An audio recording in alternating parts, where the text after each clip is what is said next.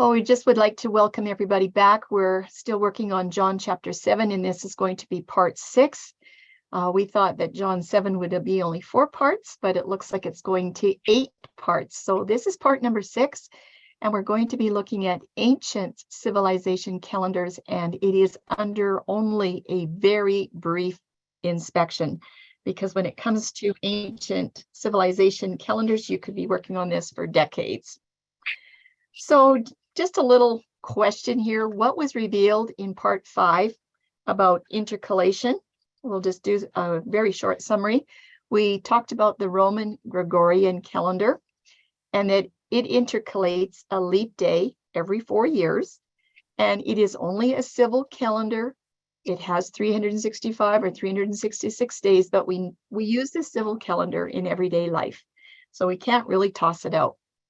Number 2, we looked at some different varieties of lunar calendars.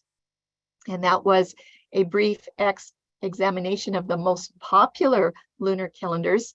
And we also had a brief look at the lunar Sabbath calendar. And we found out that all of them intercalate an extra lunar month about every 3 years. And then we looked at Qumran calendars. From the Dead Sea Scrolls, the Enoch, Zadok, and Essene calendars, they generally all have a 364-day year. They intercalate a 31st day at the end of every 3rd month, and about every 6 to 7 years, they have to intercalate a full week. That's what happens with the Qumran calendars. Well, what else was revealed in part 5? With the Roman Gregorian calendar, remember, we said that it was just a civil calendar of the world.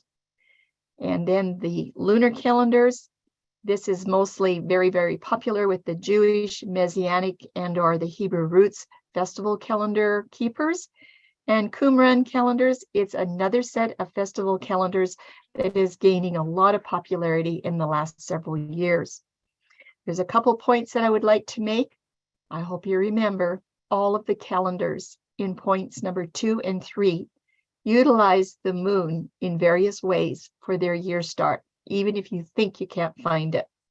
And point number 2, none of them are completely based in the Torah with a pure gospel witness, not one of them.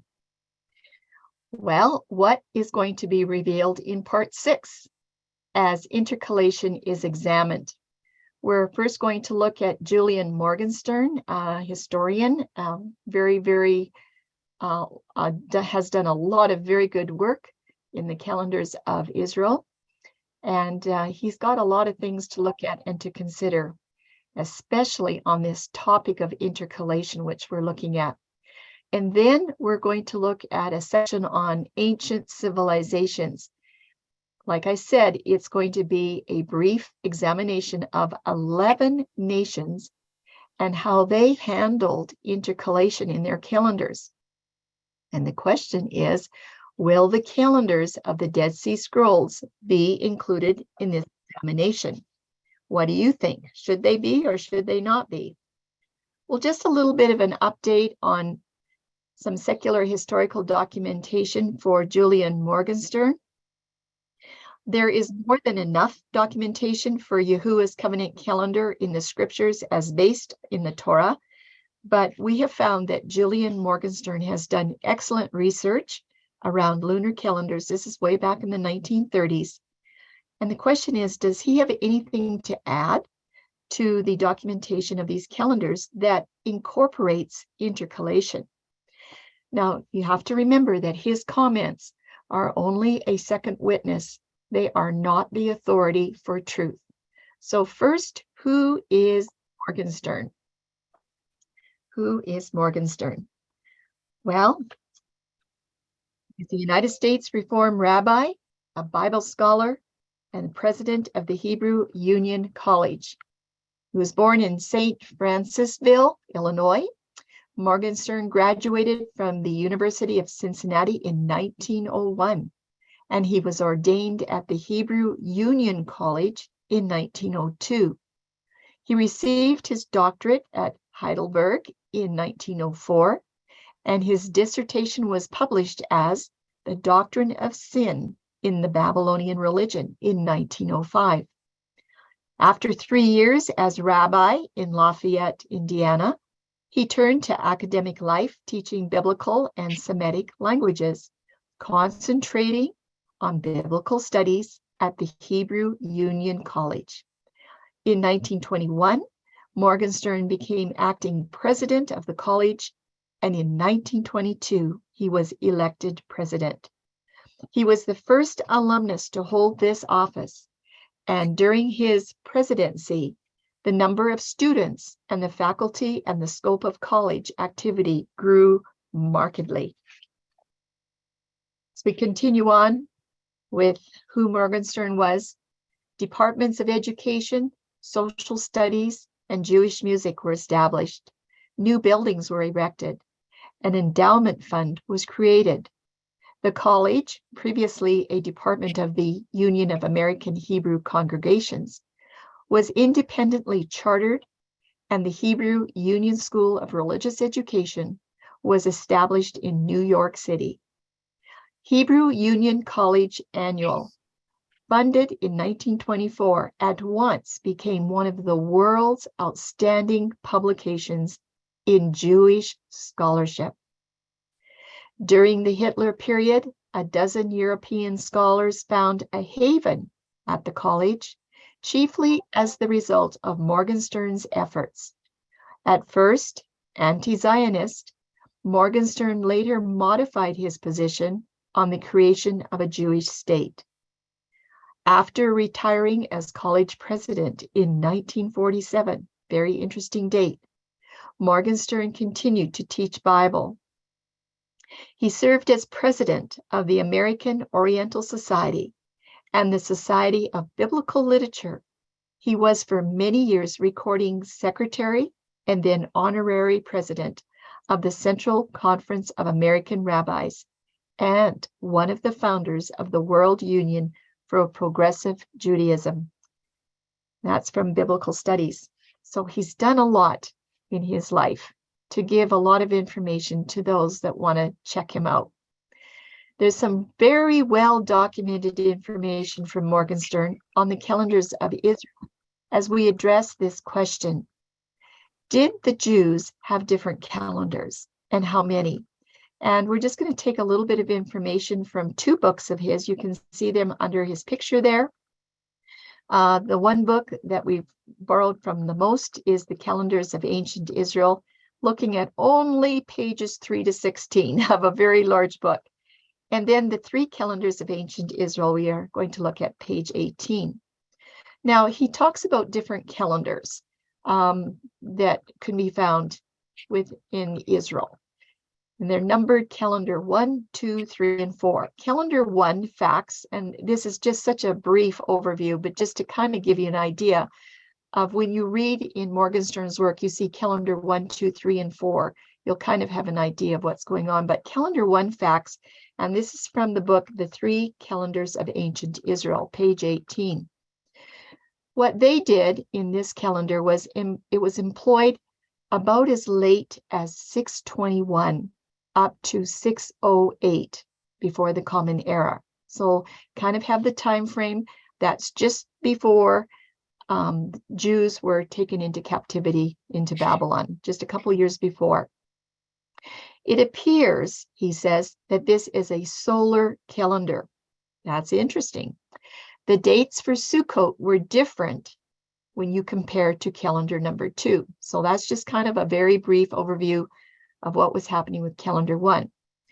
Calendar 2 facts, and this is from his other book, The Calendars of Ancient Israel. It may have appeared around 608 BC, okay, about 13 years after 621. It seems to morph now into a lunisolar calendar around 586 BC. That's around 22 years after. And what is it doing? It's taking on Babylonian characteristics. If I remember correctly, 586 is around the time that Babylon came back to Judah and Jerusalem for the 3rd time and took exiles a 3rd time. So this is the time frame when their calendar is sort of morphing into a lunar solar calendar. And not only that, the cycle of the day is now beginning at sunset, just like it was practiced in Babylon. Wasn't that interesting? Next point, Passover and Yom Kippur were transferred to full moon dates. Transferred? You know, their calendars are always adjustable, okay? Always ready to have a change. The next bullet, their festal calendar New Year's Day, it was moved around several times. First, you'll find it the New Year's Day. Okay, what we're saying is for covenant calendar, the New Year's Day is the day after the, I'll have to say spring Teshuvah, spring equinox, basically in March, the day after. But this is what they're saying. So the day after would be the first day of the first month. But this is what they did with their New Year's Day. They had it on the 7th month and the 10th day. Later, they moved it to the 7th month and the first day. And then they transferred it back to the 1st month and the first day. And finally, it was placed back to the 7th month and the first day. And that was all adopted under Babylon in about 600 before the Common Era. And that affected the Jews in both Babylon and Palestine. So you can see there was a lot of moving around. I'm just not really quite sure how that came about, if they would have been following the Torah, especially the calendar instructions there, but somehow there was so much movement of their feasts and festivals to this day and to that day, because they were now linked to the lunar cycles, right? And they almost lost their calendar. Morgenstern says that they almost completely lost the calendar altogether. Calendar 3 facts, and now this is about the 4th century before the Common Era. He says, in general terms, intercalation was always changing. We're going to be looking at several of his pages from his book, and you're going to see this, that intercalation was all over the place. But calendar 3 has a more exact system of intercalation. Now, the New Year's Day is now fixed to the 7th month and the first day, even though there is a secondary New Year's Day marked on the 1st month and the first day. So the way that I understand it, that 7th month and the first day basically became their civil calendar New Year's Day, and the 1st month and the first day was their festal calendar New Year's Day. The fixing of the New Year's Day was the main difference between calendar 2 and calendar 3. Now, there's one more little point here about calendar 4. We're not going to discuss it in this study, but he does talk about a calendar 4. Morgenstern also writes that Israel changed their calendar so many times that it was almost completely lost. Did you hear that? Almost completely lost, this beautiful calendar. So Tim's going to go over some of these pages and some points, and there's a lot of information here. So just try to take it in, and we will try to harmonize it and bring it all back together. Try to harmonize it, yes. You're going to hear some repetition here, and I'm sorry, but both Charlene and I struggled. How do you animate this? How do you bring it forth? So I'm going to read a little bit on the right, and then I'm going to attempt to read that page on the left because I know it's too small for some of you to read. On the right, the calendars of ancient Israel. Calendar 2 was the luni-solar and had a system of intercalation to harmonize the movements of the sun and the moon. As Babylon's moon took priority, the Jewish nation naturally adopted sunset. Originally, New Year's Day was reckoned on Yom Kippur. Then New Year's Day was changed to Feast of Trumpets. After that, New Year's Day was moved to the first day of the first month. Next, both Trumpets and Yom Kippur had New Year's Day for a while. Finally, Trumpets is selected as New Year's Day. Let me read that again. Finally, Trumpets was selected as New Year's Day. Isn't that a problem today that covenant calendar has been facing? People want New Year's Day on trumpets, or they want all kinds of changes is what they want. That is a problem today. In 600 BCE, the Jews' calendar 2 was adopted from Babylonian influence affecting the Jews in Babylon, those in Palestine, and the exiles that returned many years later. An additional note here, about 450 BCE, this Babylonian calendar was implemented into the Jewish culture and stands to this day. Now, I'm going to read this page, so please bear with me. There's things on here that you need to hear. The second calendar was a lunisolar year, which operated with lunar months alone, and in consequence must have had some system of intercalation by which the lunar and solar years were harmonized. These lunar months were designated at first by ordinal numbers, first month, second month, etc. But eventually the Babylonian month names, Nisan, Iyar, etc., were equated with and frequently substituted for them. A lunisolar year naturally necessitated increased cognizance of the moon and its phases. Please pay attention to this next sentence. The day now come quite naturally to be reckoned from sunset. Did you hear that? And the day of the full moon in each month came to play an increasingly important role in the calendar organization, so that the Passover Matzot festival and the Sukkot festival were what? They were transferred from their original moments of celebration to the full moons of the first and seventh months, respectively. That should ring a bell when Yahushua says, your time is always ready. It's adjustable. At first, the New Year's Day continued to be celebrated in the fall, originally upon 7 and the 10th, but later upon 7 and the 1st. Another change. Eventually, however, the New Year's Day was transferred to 1 and 1, first month, first day. This latter system of dating and celebrating New Year's Day, however, did not supplant the older method of celebrating this important festival upon the 7th month and the first day. For quite a long period, both systems seem to have existed simultaneously.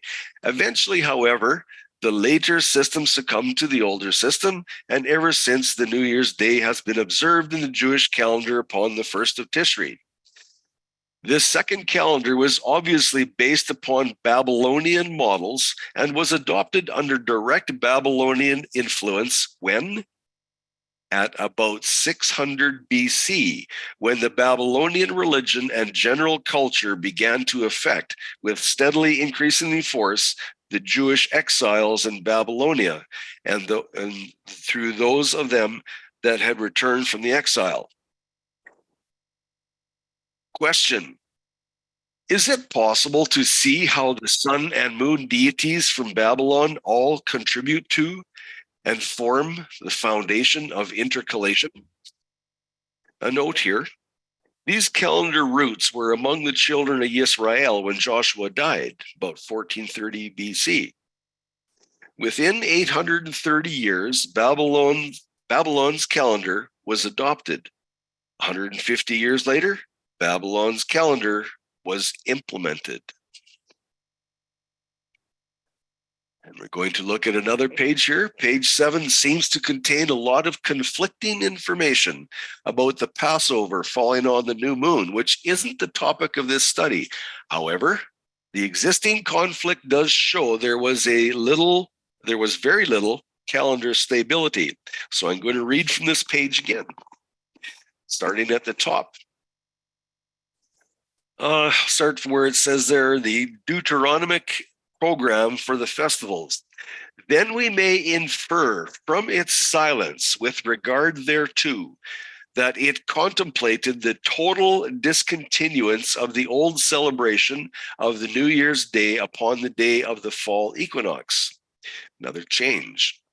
And that it sought in general to abrogate tacitly the religious cognizance of the equinoctial and solstical days because of the basically solar and non-Yahwistic character of the essential festival rites connected with these days. Now, pay attention to the red. It's still almost of necessity retain the old traditional date of the Passover on the night of the new moon of Abib. Traditional date of Passover.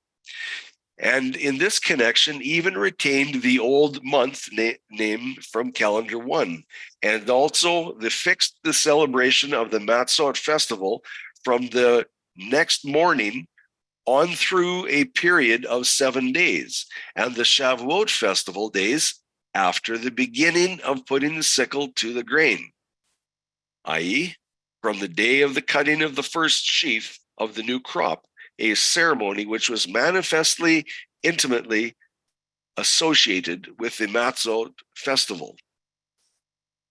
Going to go over to the comment on the right. There is not enough context for this first paragraph, but it seems to indicate through a lot of calendar silence that New Year's Day was separated from the fall equinox because of non-sacred rites attached to it from the pagan traditions. Then, in the last paragraph, this would be around 608 BC, apparently New Year's Day on the fall equinox was revived with the rays of the rising sun observed in the temple. Ooh, sounds not too good. And this is on calendar number 2. So I'm going down to that paragraph in the red box in the left-hand corner.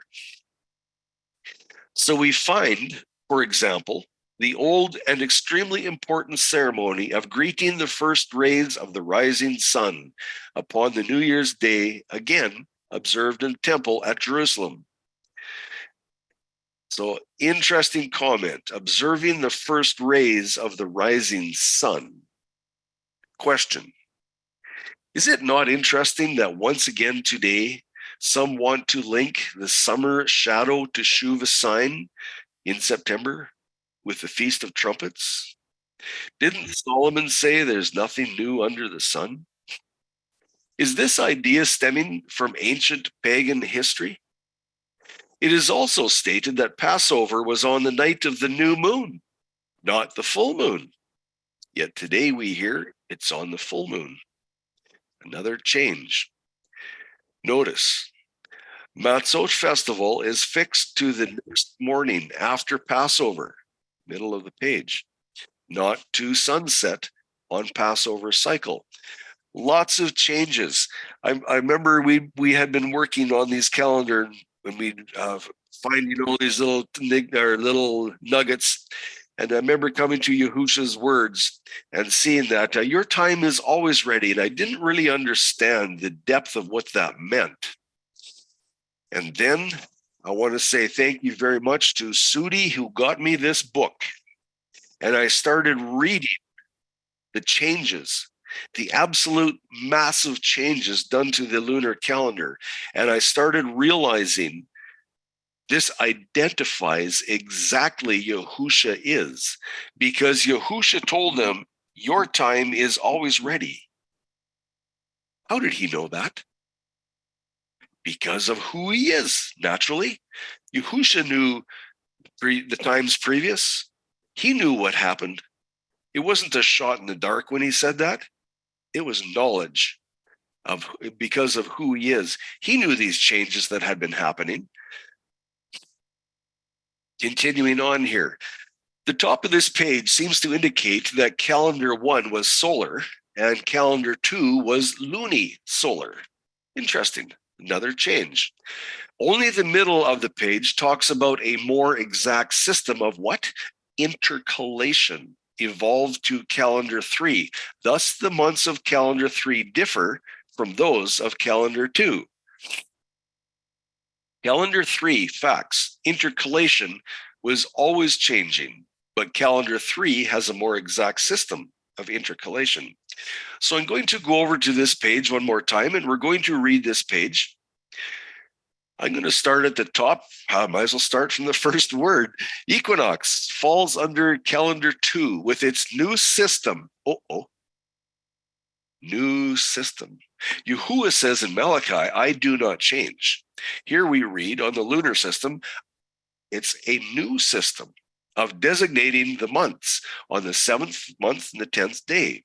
And correspondingly, the Sukkot festival comes now during the 7 days immediately preceding upon 7th month 9. The relative moments in the solar year at which the festival occurred are practically the same under calendar 2 and calendar 1, but they come quite naturally upon different days of the months of calendar 2 than those of calendar 1. I know this might be hard to follow, but it's showing you the changes and the fluid nature of this calendar.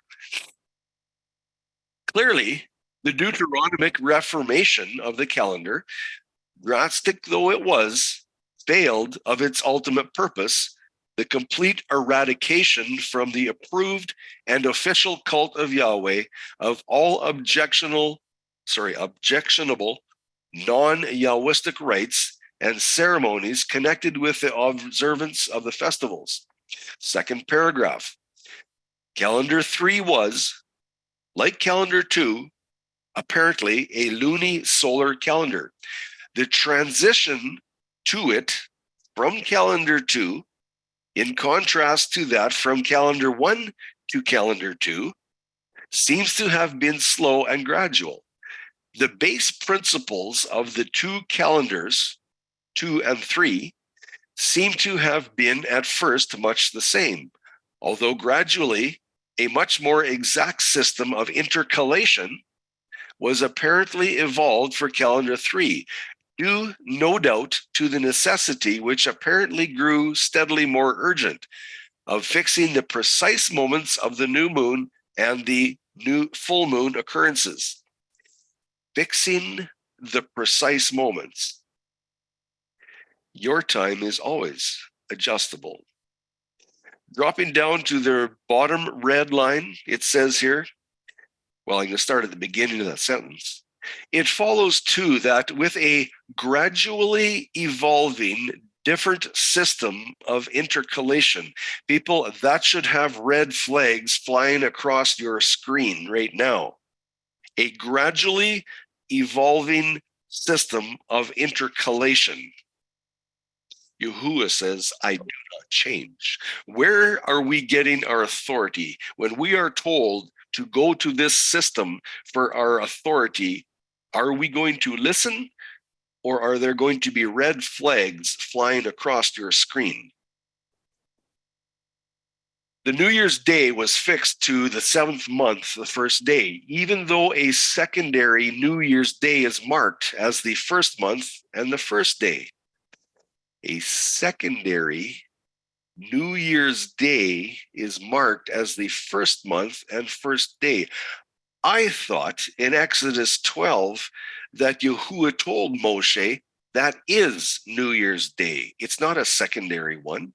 Yahuah doesn't take a second seat to anybody. When he says this is New Year's Day, it is. There is no question. It's not secondary.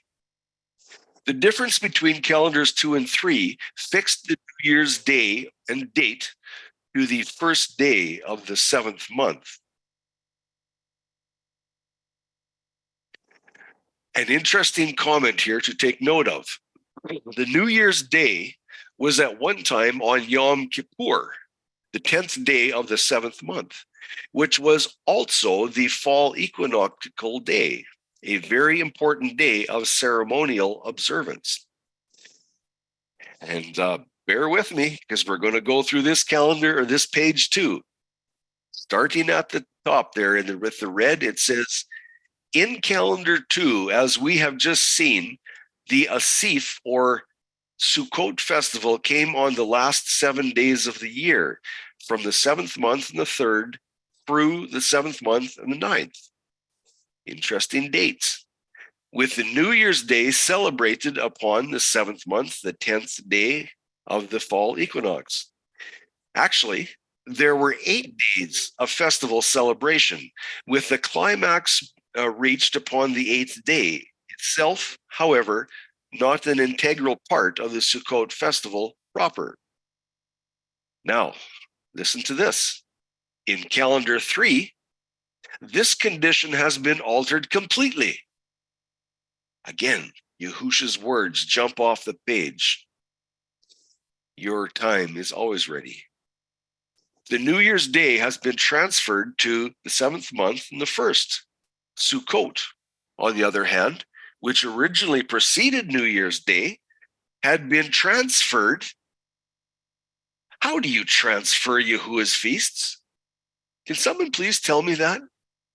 Here it says that Sukkot was transferred to the full moon day of the 7th month, exactly 2 weeks after New Year's Day, and is now celebrated for 7 days, from the 7th month, the 15th, through the 7th to the 21st. Well, those dates sound a little bit better. Apparently, however, the reminiscence persisted that originally there had been actually not 7, but 8 days of celebration in connection with the observance of the Sukkot festival. Accordingly, in time, and apparently fairly soon, an 8th supplementary and rather colorless day of celebration was added to the original 7 days of the festival, designated in quite nondescript manner as Shemini Atzeret. In quite nondescript manner. Isn't that the day that Yahusha stood up and cried aloud in the tabernacle on the 8th day, that last great day? Here it's given a nondescript manner. Interesting. Skipping down to the red line. However, another and even more significant reminiscence seems to have persisted in the mind, and no doubt in some form or the other, even in the practice of the people, that the 7th month, the 10th day, the old fall equinoctial day, had been a day of most important ceremonial observance. Interesting. Dropping down to the next red line, many of the old rites and ceremonies of the New Year festival originally observed upon this day had been transferred. Some, such as the blowing of the shofar, to proclaim the beginning of the new year to New Year's Day. Wow. Change after change after change, and none of it scriptural. Calendar facts on the right here. Those rites were transferred to the night of the new moon, which preceded the spring equinox. Let's read from this page in the, I don't know what color that is. Is it kind of a purple color? In this box, anyhow.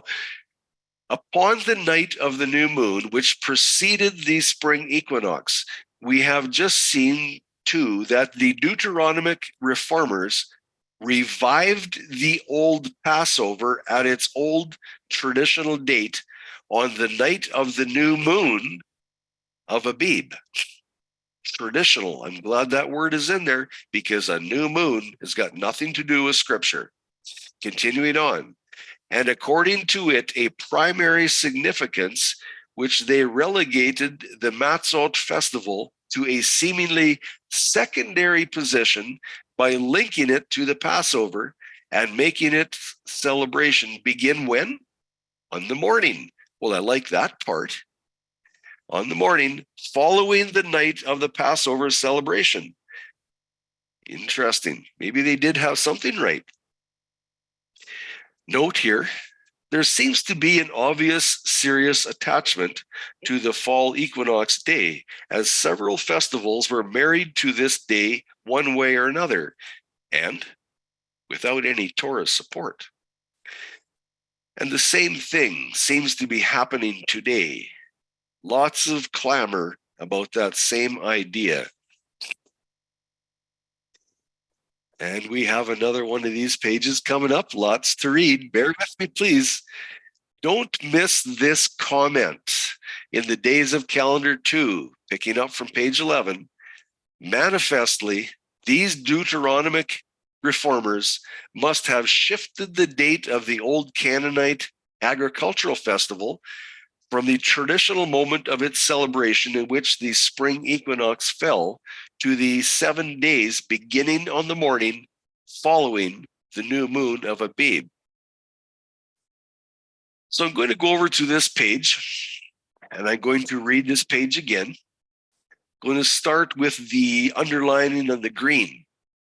But under calendar 3, the date of the combined Passover Matzot festival was shifted again to the full moon of the first month.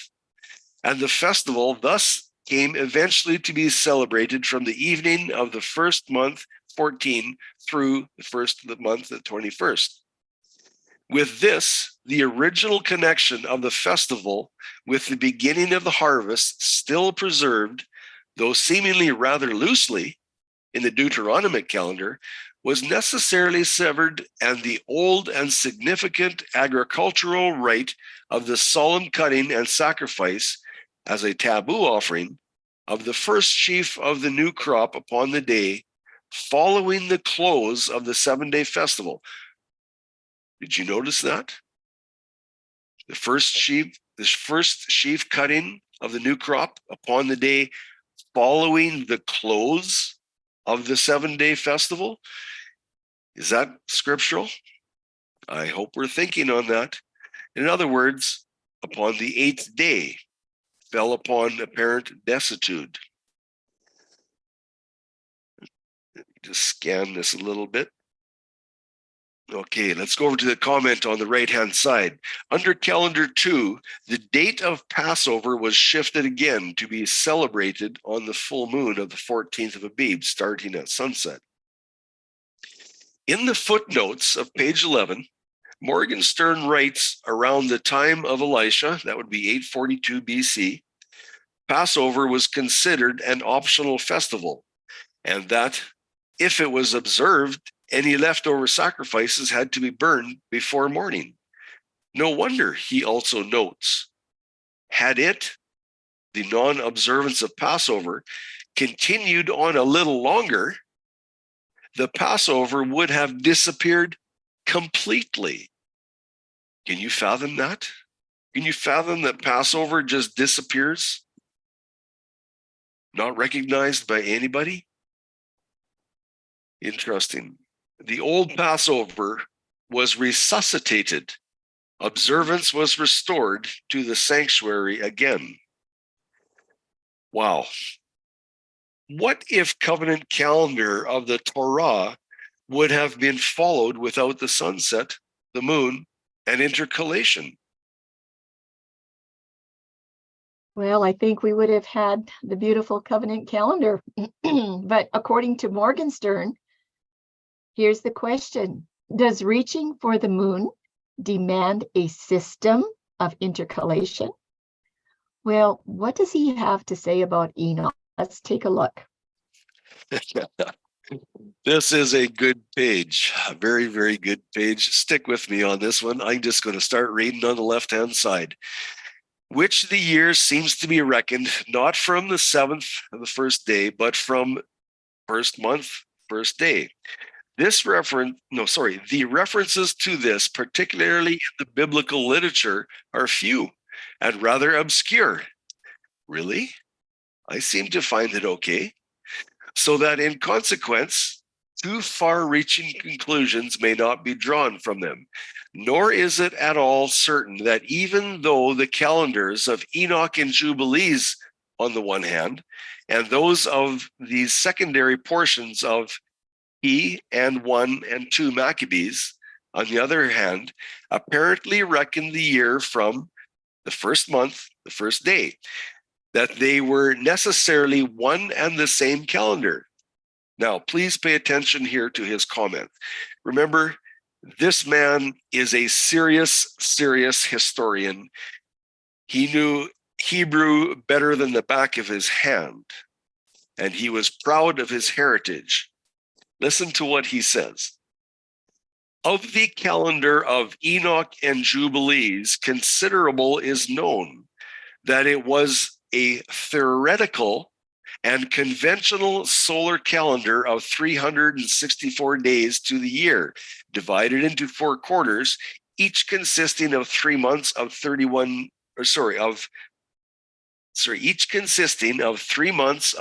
days, each plus 1 additional intercalary day, not reckoned to any 1 month. Each such quarter year therefore consisted of 91 days or 13 weeks. This calendar arrangement manifestly permitted the organization of the festal year in such manner that each of the festivals, with the single but significant exception of Yom Kippur, would begin on a Sunday. Moreover, as it is explicitly stated in Jubilees 6:23-38, this calendar was openly, please pay attention to this comment. This calendar was openly and aggressively non-lunar in character and was designed to combat the program of those contemporary ritual authorities who sought to adjust the festivals to the conditions of a basically lunar calendar, undoubtedly calendar 3. Are you paying attention to this comment? It was openly and aggressively non-lunar in character and was designed to combat the lunar calendar. Wow. Continuing on at the end of the brown underline. But whether this artificial and unreal solar calendar of Enoch and Jubilees was likewise the calendar of those secondary portions of He or of 2 and 3 Maccabees is a question open to serious doubt. In all likelihood, this calendar of Enoch and Jubilees was never actually observed. At least, there is no definite evidence thereof. Nonetheless, the very fact that such a calendar could have been seriously formulated, interesting terminology, and that not as a mere personal vagary, but as a conscious attempt to combat the introduction, or at least the continued use of calendar 3 with its lunar system of dating the festivals, shows the extreme importance attached by the religious authorities of the late biblical and early post-biblical periods to the entire question of the calendar, and therefore justifies renewed and persistent investigation. Little box on the left seems to be a battle of calendars here, and the battle still rages today. Going to read the large comment on their right. Take note of the underlined portions of how the Enoch and Jubilees calendars tried for recognition to oust the Jewish calendar 3, but were never really observed. I'm going to go up to the purple outline box just above it. I'm going to read this paragraph. Calendar 2 and calendar 3, and the causes which brought about this transition. We shall see that they were considerations of far-reaching importance, which had a significant bearing upon the evolution of Judaism in the late biblical period. Wow, evolution of Judaism. Wow, changes. Yahuah says, I do not change. Continuing through here. But in the investigation of this general theme, a number of specific problems will require particular and minute examination. Please pay attention to the red underline. The time of transition from the reckoning of the day as beginning with morning to the reckoning of it as beginning with evening. Are you paying attention to the wording here? Julian Morgenstern has documented this transition from the dawn to sunset to sunset. Here it is acknowledged solidly in his findings. Are we paying attention? We need to, because this is documented for our learning. Dropping down to the comment in the enlarged letters here. However, the bold letters is probably the better terminology. However, the Dead Sea Scroll calendars are sunrise, morning, day start, not dawn, they're sunrise, which seem to have an effect on how some calendars of Israel began with the morning. This could also be the reason why so many secular historical quotes over the past 2,000 years from rabbis and scholars speak of the sunrise day start rather than the dawn or boker. Huge difference. Does it seem little? Yes, it seems like a very, very little insignificant difference. It's huge. It's massive. So we have another question. Did the moon have anything to do with Israel's morning day start? The moon. Here comes that moon again. Morgenstern. I'm going to, where am I going with this one? Let's read the comments on the top right here. So started the big letters. The beginning of the day. Here, Morgenstern cites Koenig's research for the day beginning in the morning and eventually was reckoned to evening. However, Morgenstern does not agree with that. Needless to say, Morgenstern also goes on to cite Koenig's reason for Boker day start by the statutes in Leviticus 7:15 and 22 verse 30. All sacrifices must be offered on the same day, going on to conclude that this is the only convincing evidence from Koenig. And people, students of covenant calendar, researchers of covenant calendar, this sentence I just read should raise flags. All sacrifices must be offered on the same day. What happens when the sunset changes the day format? What happens when a new day starts at sunset? What happens when that evening sacrifice, evening being the mixture after sunset, what happens when that is cut off from being observed on the same day? Well, it goes to say that that was changed also. That evening sacrifice now becomes an afternoon sacrifice. Where do we get the authority to change the time of the daily sacrifices? Yahuah established them. Who are we to change them? But let's go over to the paragraph here so we can read in his words, the purple paragraph on the left. The moment of beginning the day.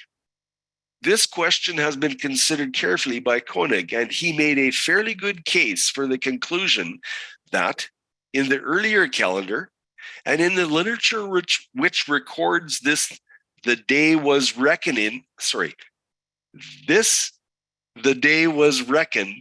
from the morning, presumably from sunrise, while in the latter calendar, the literature pertaining thereto, the day was reckoned from the evening. And people say that we're crazy when we say the dawn starts at day. Well, here, Morgenstern, he documents there is a change, and it follows exactly as what Scripture says. There is a change. Well, it wasn't Yahuah's change. It was man's change. Isn't that what Daniel alluded to? I'm going to drop down to that brown box there. This is forced and false. This was done by man. It's not what Yahuah said. In the blue box, it says Leviticus 7:15 and 22:30, that the Todah sacrifice, or the thank offering, must be eaten upon the day upon which it is sacrificed, and that nothing of it must be allowed to remain over until the morning. Morning. Why not evening? Obviously, the implication here is that the next morning is no longer part of the day upon which the sacrifice was offered, but marks the beginning of the second day. Had the day been thought here to begin with the evening, then the command that the sacrifice must be completely consumed upon the very day of its offering would have concluded with the injunction that nothing must be allowed to remain over until the evening. But that's not what the scripture says. And that's one of Morgenstern's arguments to declare that the day started at dawn from the beginning. He has that written very, very well. I'm going to read here just Morgenstern's page 16 here in the purple. Actually, it is. Tim, I just wanted to make note here that the bottom line of page 15 continues on into the blue part. So the evidence of this statement is, it just continues on there for that one last sentence. Thank you for noting that, Charlene. The evidence of this statement is unmistakable and irrefutable. Actually, it is the only convincing bit of evidence which Koenig presents, but it alone suffices to prove his contention. Question. Lots of questions here. Lots. Does Morgenstern link the day start with lunar timing? Oh, I love this book. Let's look at it. Morgenstern links the Boker day start to calendar 1. The change to the sunset evening day start appears between the transition of calendar 2 to calendar 3, all at the same time that the Dead Sea calendars have a presence before the 4th century BC. Going to read this on the left side of the page. Bear with me, people. I know it's kind of hard to slug through, but there's some pretty important information in here. In the brown box, elsewhere, we have presented quite a mass of evidence which establishes conclusively that the earlier practice in Israel during the biblical period was to reckon the day from sunrise to sunrise, and that the later practice of reckoning the day from sunset to sunset, or from the evening to evening, is definitely attested only in late secondary passages of the priestly code and in still later writings. To the red underline just below, this system of reckoning the day could not have been introduced into Jewish practice until comparatively quite late in the biblical period. Certainly not before the 4th century BC. He's narrowing it down when this system of sunset theory became known, became adopted, and became formal.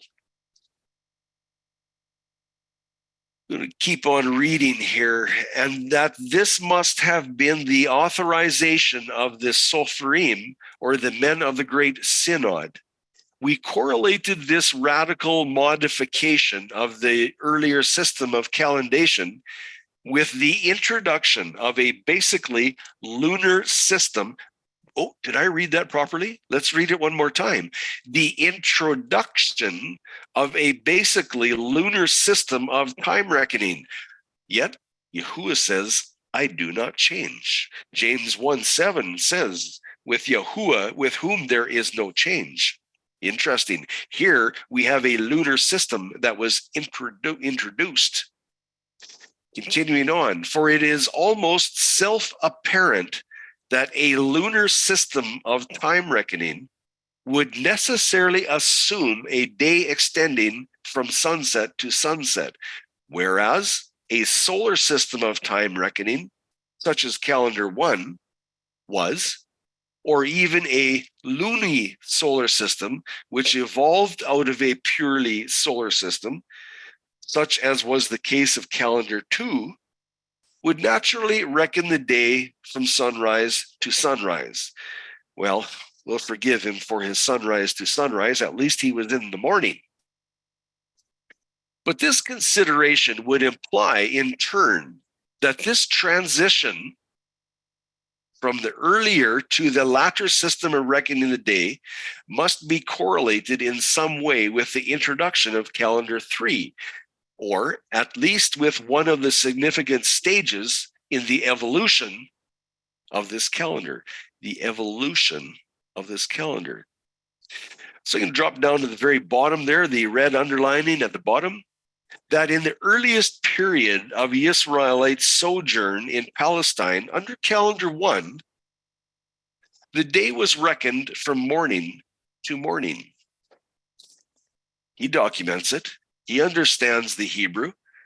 He understands the Hebrew better than most. And he documents morning to morning. Interesting stuff. Note this quote here carefully.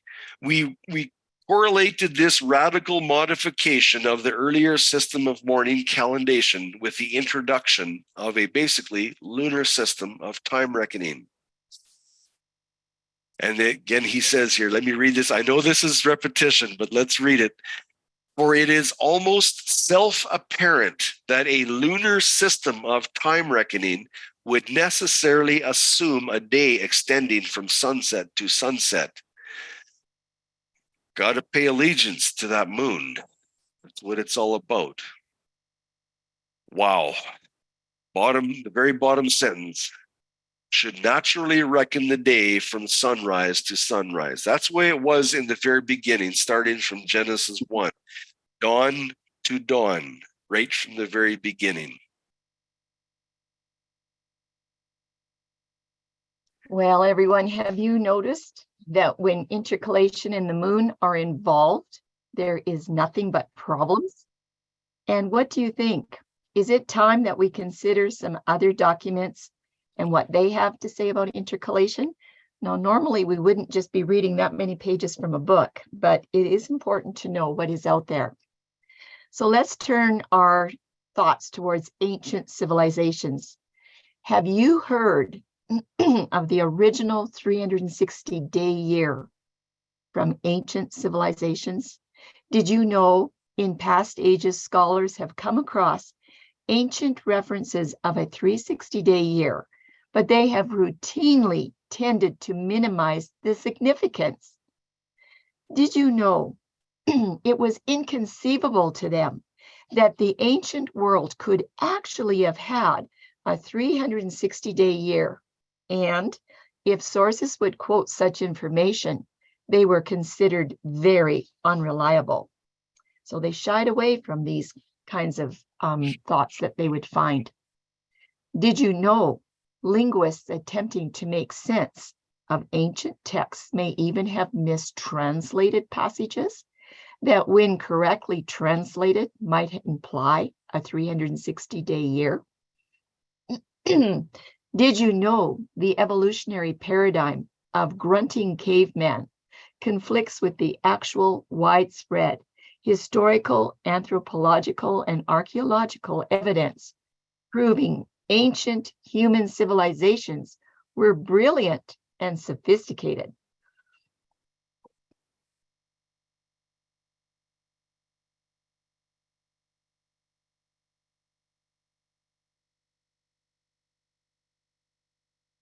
It is now known these ancient civilized races were graced with high intelligence, a race who knew their teachings must be handed down through all the ages to this present day. Why did they feel so motivated to document their calendars? Thank you, Tim. I got muted there somehow. Wikipedia, internet snooping. Let's do a little bit of shopping around to see what Wikipedia has to say. Not that they tell the truth, but that oftentimes this is where people go to find the truth. So here's a question for Wikipedia. Excuse me, everyone. Did the Earth ever have a 360-day year? And this is what Wikipedia says. Many say that several thousand years ago, the Earth used to be a shorter, closer to the 360 days. And at one point, a comet came close to the Earth and caused the Earth to slow down. And evidence of that is that all calendars from different cultures around the world switched from 360 days to 365 days. What? Around the same time. So a study question is, what did these cultures do with that extra 5 days? Because sometimes there was more than 5 days. Well, let's look at a definition of calendar and why a calendar is so important to cultures, past and present. The word calendar derives from the Latin word calendrium, which means register and structure. So having a calendar was a great big leap forward for ancient cultures. A calendar made it possible to structure festivals, daily routines, and agricultural events, with the advantage of being able to plan in advance for these events. This was particularly important when humans started to settle down and then getting together for celebrations, their market days, and other social events really started to take off. It was, of course, the calendar, the common structure for measuring everybody's time that made these events possible. Apart from timing celebration, it also enables dates for planting, harvesting, and of course, collecting taxes. It is hardly surprising that early man chose the path of the moon. Firstly, it is the most visible object in the sky, and in the absence of electricity, was the only viable light at night, unless you had fire. The path of the moon is also inextricably connected to the tides and to human fertility cycles. In fact, the moon had always been connected to fertility, rainfall, birth, and death. The ancient Greek, Roman, and Chinese year consisted of 12 moon cycles, 354 days, and occasionally a 13th cycle was included to keep the ancient lunar year in sync with the seasons. Many religious calendars operated, and they still do, in sync with this lunar calendar model, and then others morphed into a lunisolar calendar model. So, as can be seen, ancient calendars were calculated more on what they saw than on how to count. So now we're going to take a little trip around the world. We're just going to look at where some of these ancient civilizations are, and they're going to be examined in our study today in a random order. First of all, we're going to look at Aztec and Maya. There you can see where those are at. Then we will look at Armenia. I put these dots on the world map so that you can kind of get an idea where they're at. We'll look at Egypt. We will look at India. We will also look at Sumeria and Babylon. We will look at Greece and Rome. We will look at China. That's going to be interesting. And we'll do a little tiny bit of work on Israel. Now, this is going to be quite a trek, but through all of this, and we're going to be looking at a lot of dates, I would like you to remember that Hezekiah's sundial was about 700 before the Common Era. So just kind of remember that date. It's going to be an important one. First of all, we're going to start with 4 of them that are exceptionally unique. And they are Babylon and Sumeria, also Armenia and Egypt. Now, I've got a map there on the left-hand side. You will see Mesopotamia, and that is the area where you'll find Armenia and Babylon and Sumeria in that area. And of course, we all know where Egypt is. The map on the right-hand side, I hope that you can see, maybe Tim, you could point out with your mouse there. Mount Ararat has that red triangle, and Armenia is that little tiny piece of land right there beside Mount Ararat. And then, of course, you can see modern Iran, Iraq, and Syria today. But that's where Armenia is, just in case there's some people that don't really know, because that is a really important piece of what we're going to be looking at. So let's continue on, and we'll start back with ancient Maya. But first of all, I do want to tell you to note that all the dates on the following historical documents, they are only general estimates. Nobody knows the dates for sure, so they're just general estimates to give you an idea, and we might be doing some correcting of that in the next part. Do you know that some say that the earliest excavated Mayan settlements date to 1800 BC? NASA reports that back in 650 BC, Mayan astronomers made detailed observations of Venus, leading to a highly accurate calendar. They weren't cavemen that didn't know anything. The Mayan Baktun calendar is similar to the 400-year prophecy of Genesis 15. Listen, in that 400, 360-day years is equal to 144,000 days from Genesis 15. Yes, this people had varying intercalated calendars, but to identify an actual date in history, they used the long count calendar of 360-day years. They demonstrated tremendous mathematical skill with their base 20 number system. Most worldviews simply cannot account for such extraordinary history, and as a result, this historical evidence often gets ignored. So they have a lot of things going for their calendar. And like I said, it's just going to be brief information today. What about the Aztecs? Did you know that some say ring B of this calendar stone has 18 quinexes, which combines with the 20 UNL day signs for a 360-day year? Some researchers say every day was named. The year is named after the 360th day. Can you imagine every day had a name? That's how I guess you would do your civil contracts. It was not based on a lunar system. They had different complex calendar systems, yet their solar year consisted of 18 months of 20 days. And with the 365-day year, they tacked on the extra 5 intercalary days after the 360th day. Now, take a look at that calendar. There's a man standing at the bottom, and he's looking up at it. It is 12 feet in diameter. These ancient civilizations, they took great care to document and calculate what they were doing and how they were keeping track of what they saw in the sky. Very interesting. Okay, next we're going to look at Armenia, Egypt, India, and Sumeria. So you can see where those are on the map. And don't forget, Hezekiah's sundial time frame is approximately 700 BC. This is about Armenia.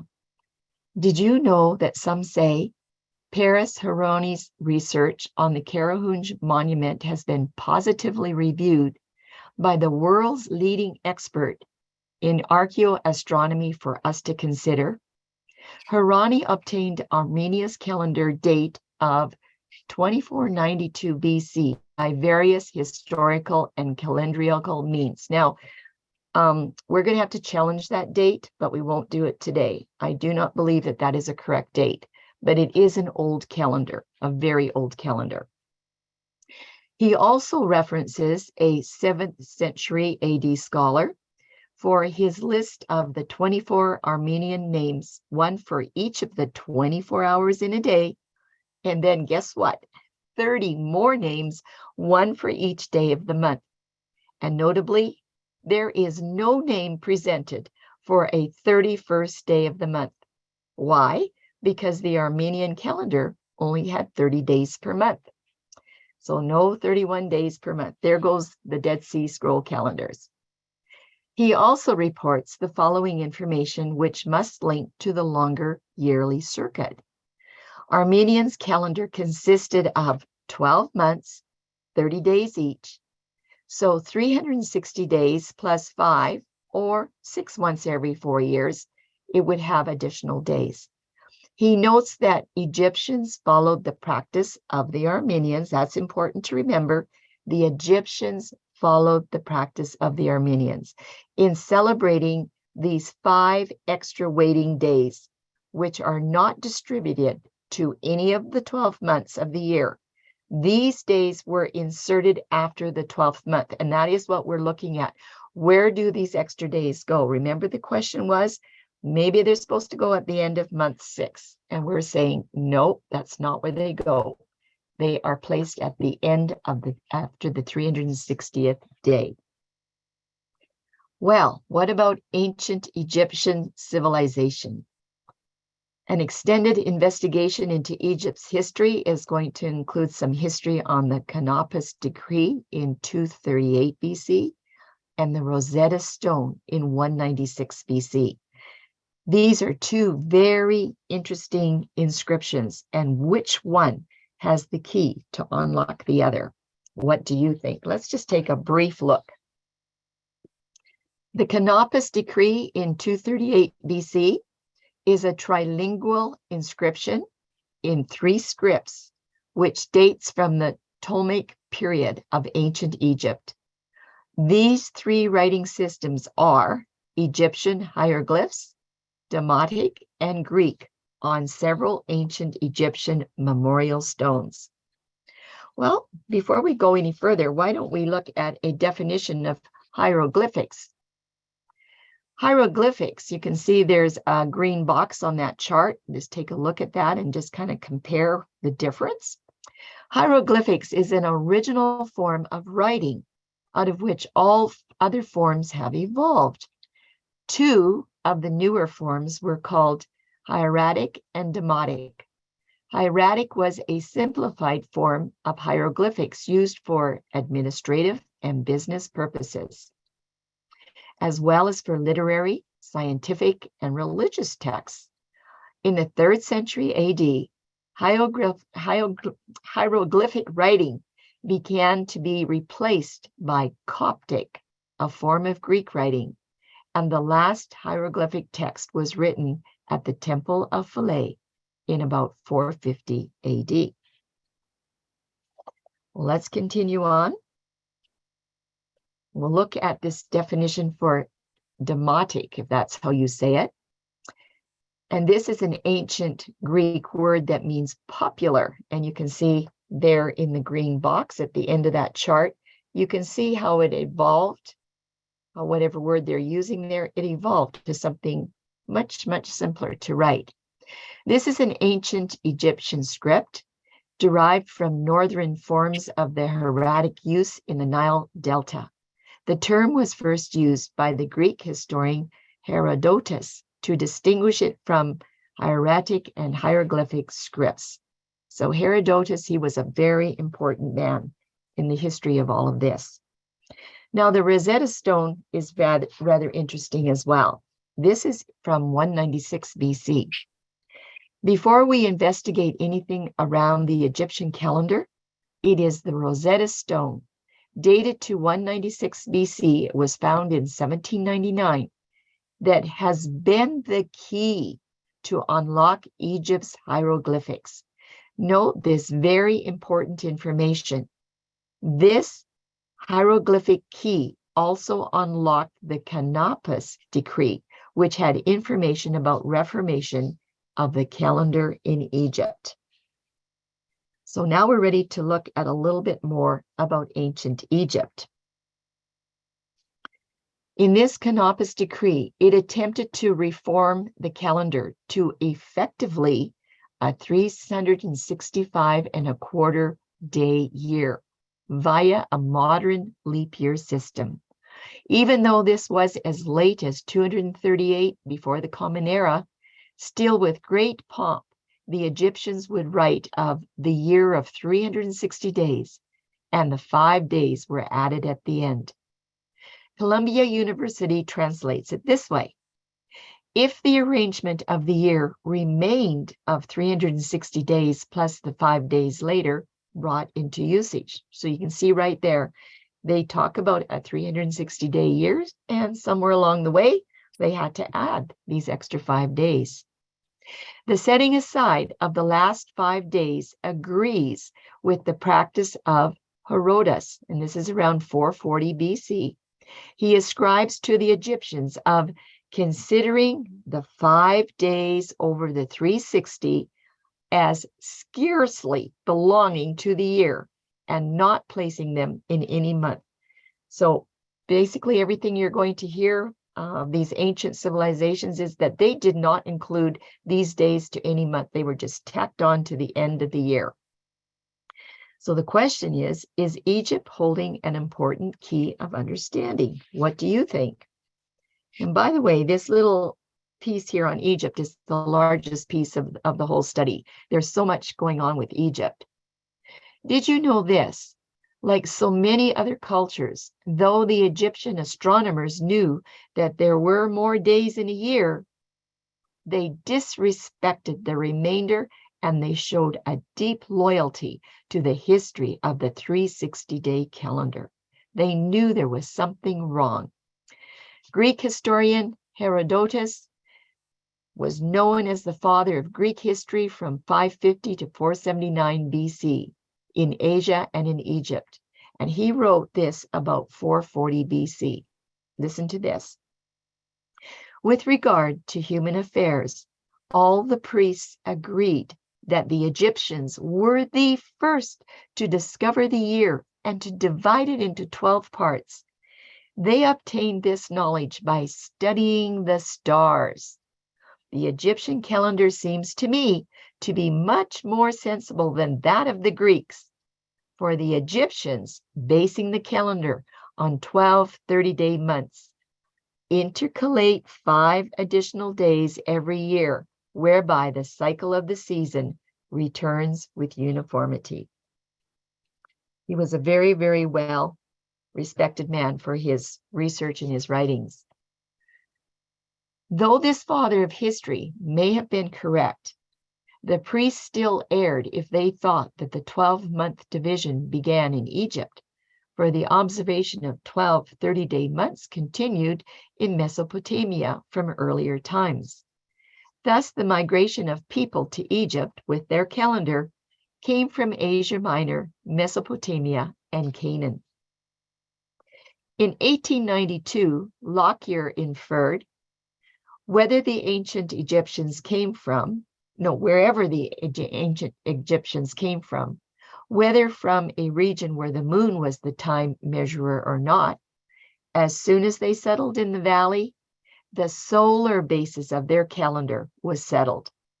Ancient Egypt also carved groups of stars into the ceilings of tombs and coffin lids from about 2100 BC.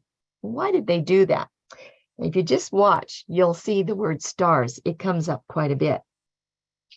We're still continuing on with ancient Egypt. And did you know the 36 deacons of ancient Egypt were groups of stars carved into the ceilings of tombs and coffin lids, beginning from about 2100 BC to Ramses IV in 1150 BC. It was the Egyptians who named the 36 deacons of the stars because every 10th morning, just before dawn, the next grouping of stars in the series would rise.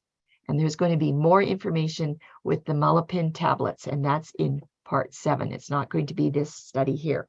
But watch for the stars. There's always something happening about that. Tim, do you want to help us out with this? Sure. Ancient Egypt, the Dendera temple with the 360-day year support. Will we find that here? How come it's not 364-day year, yet it's always 360? History. The Dendera temple was built in Greco-Roman times by Ptolemy IX Soterel. It is dedicated to the cow and goddess Hathor, one of the most important goddesses of ancient Egypt. What does the ceiling of the Dendera temple depict? Well, it's a beautiful and unique star map. The 8 feet square sandstone ceiling panel from 50 BC is reputed to be the world's first horoscope. Well, I wouldn't use that word, but we are using it as a quote. The base relief depicts the 12 constellations of the zodiac, 5 planets, and both a lunar and solar eclipse. It charts the movement of the stars and depicts these zodiac constellations quite like what we do today. The Dendera zodiac is a map of the stars on a plane projection. Interesting. This zodiac is somewhat unique, as it is circular in shape, as opposed to the more usual rectangular ones. The heavens in the form of a disk are shown to be held up by the 4 pillars of the sky in the form of 4 female figures who are assisted by 8 falcon-headed figures. In the circumference of the disk are 36 spirits of decans. These are first magnitude stars used in the ancient Egypt calendar to keep track of the days of the years. To keep track of the days of the years. Will we see this in the Mul Apin tablets or coming later?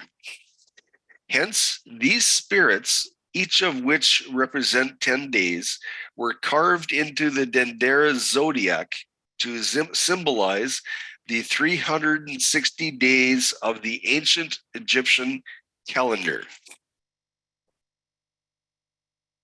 Do I need to read this again?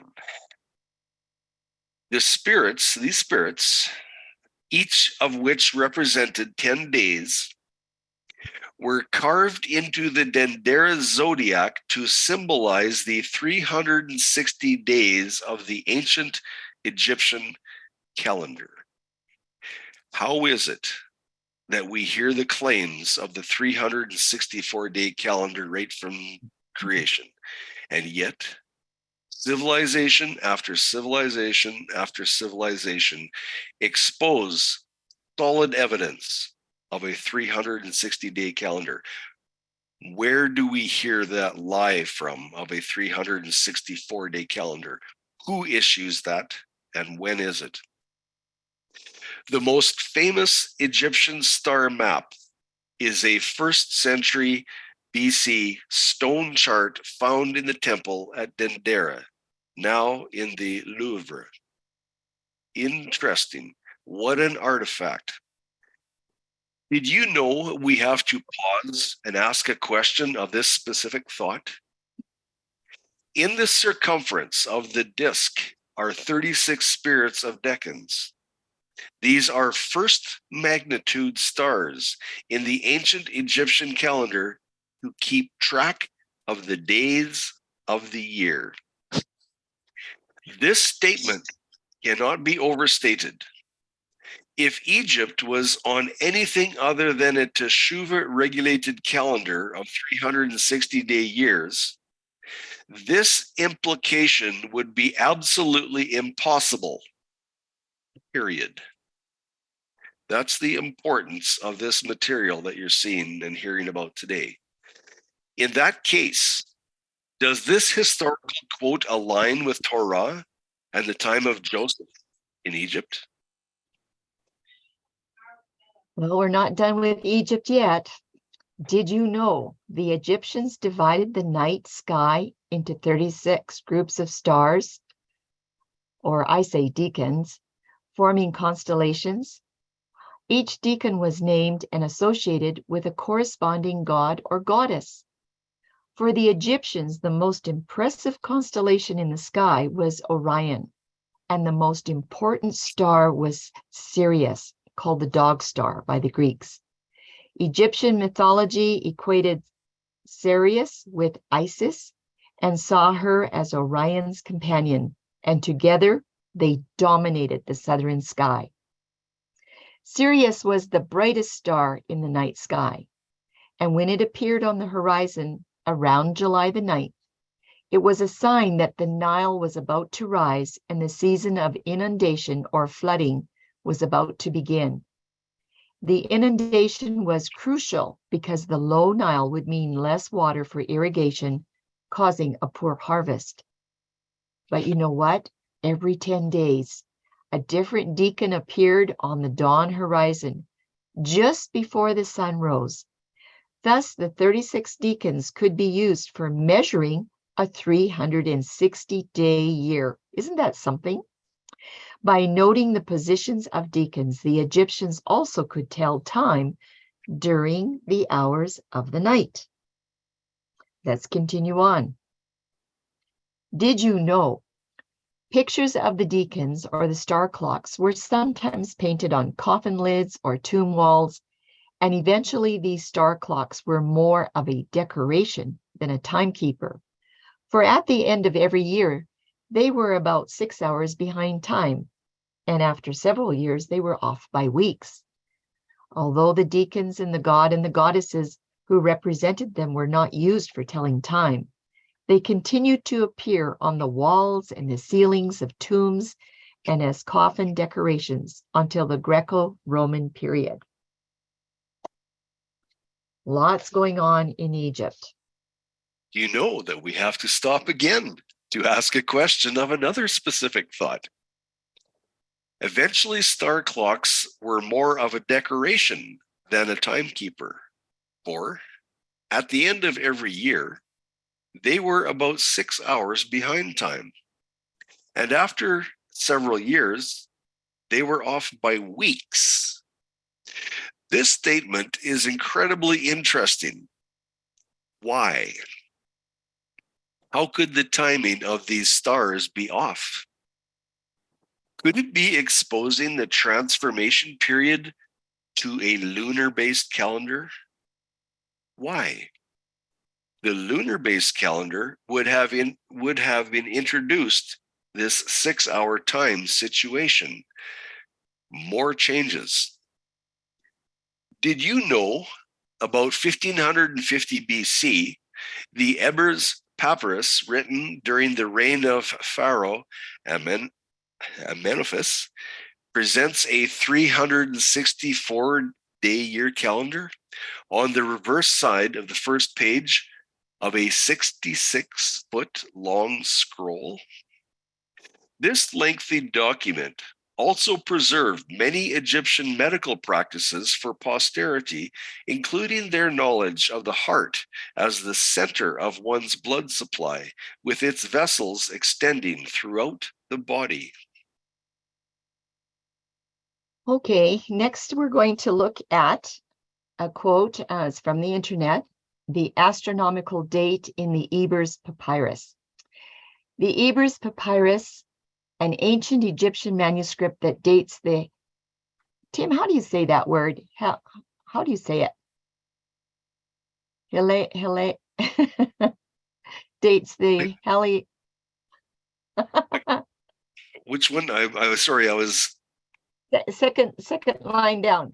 The manuscript that dates the Heliacal.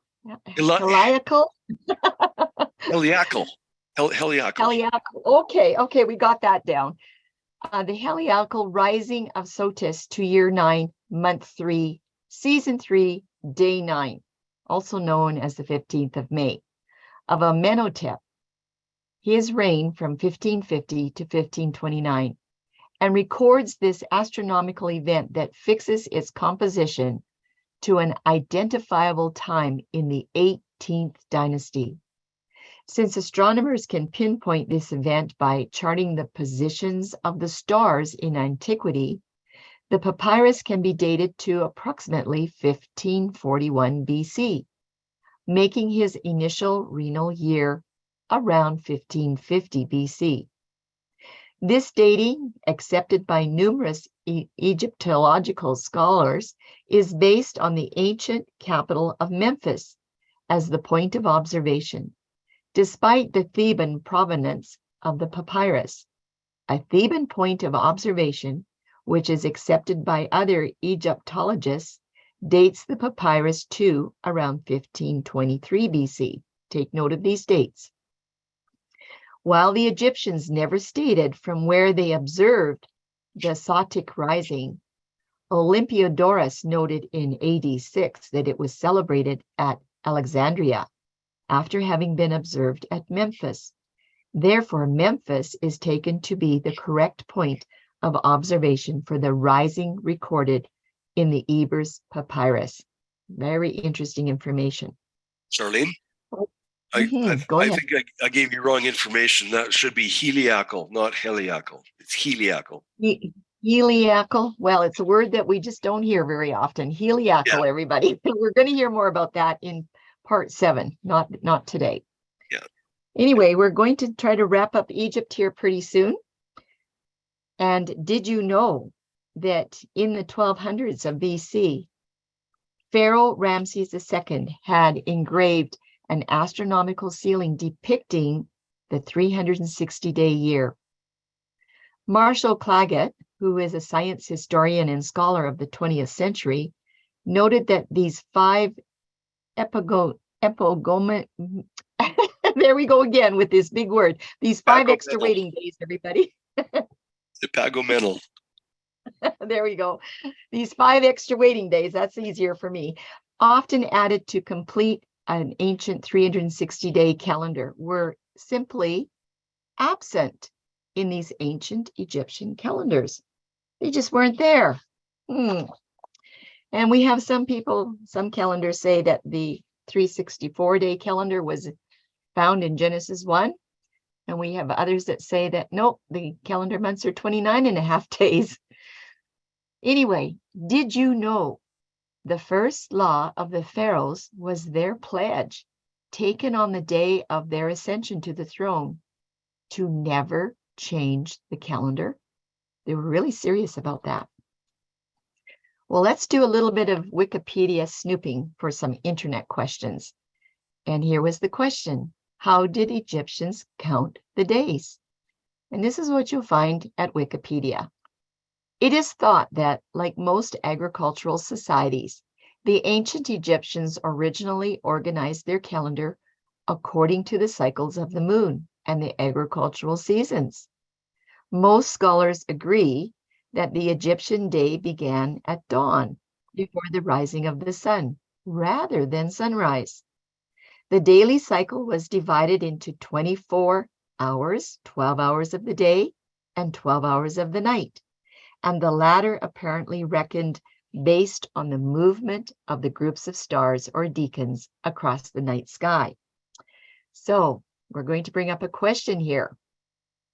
What part of this answer will Torah agree with? There is some truth in that answer, and there's some things that are not true in that answer from Wikipedia.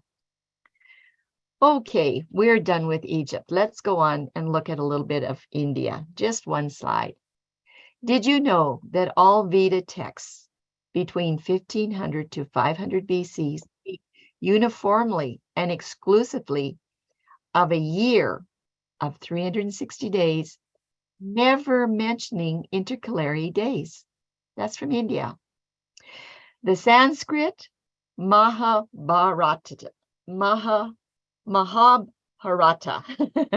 from 1000 BC indicates a year of 12 months of 30 days, which forced the 13th month every 5 years, and that was likely after the sundial event.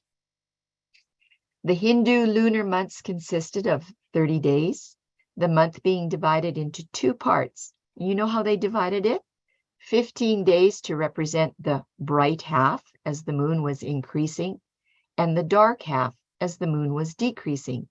And for a long time, only the first 12 months had a god assigned, not the 13th month, which was called unclean, until Vishnu agreed to represent this month. I thought that was kind of interesting as well. Well, let's just do some Wikipedia internet snooping. And here's the question. How long was a year in Noah's time? This is the answer that you'll find. In ancient times, 12 30-day months were used, making a total of 360 days for the year.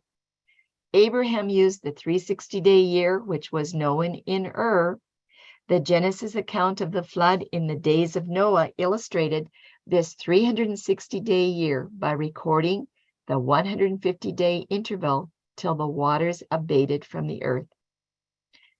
And don't forget that the date of the flood was approximately 2350 BC, and Abraham's after that. So, did Wikipedia have any information that would link to Torah? Okay, what about the Sumerians of Mesopotamia? Did you know that the Sumerians were one of the earliest identifiable people groups that occupied the region of Babel? The Sumerian calendar was related to the ancient base 60 numbering system, and that was eventually picked up by Babylon. Okay, notice who picked it up from who. This system of counting dates backs to 3200 BC, when Methuselah was about 100. This system, without question, attests to a 12-month, 360-day year in the ancient documents from the end of the 4th millennium BC. And eventually, by 2400 BC, the Sumerian scribes already used the schematic year of 30 times 12 equals 360 days. Old ancient calendars. The ecliptic. Ancient Sumeria, Babylonia, and some in India divided the ecliptic circuit into 360 degrees, which is a highly composite number, and it manages a calendar of 360 days very well. 360 days is reasonably divisible by 2 equinoxes, 2 solstices, 4 seasons, 12 months, and 24 hours per day. And even in construction, this base of 60, it beats the Greeks to trigonometry by 1500 years. And it's easier to use. And what else? It's much more accurate. So it's very interesting what's happening with these people. Okay. In our second batch of ancient civilizations, we're going to look at Babylon, Greece, Rome, China, and just a little bit on Israel. So that's where the places are on the map. And we'll be starting out with Babylon. Did you know this about Babylon? Babylon inherited Sumerian's calendar and the number system with 12 months, 360-day year, giving rise to base 60. In Babylon, 60 was unity, 60 was time, and 60 was money. And it's kind of interesting when you look in Daniel 3 and the golden image that was erected, a lot of sixes there as well. There's a 666. Babylon seemed to have a greater respect for the 12 months of 30 days than for the occasional intercalary month. This would have been at the time when the year had only 360 days per year. The 12 months were associated with the gods of Sumer, Akkad, and Babylon.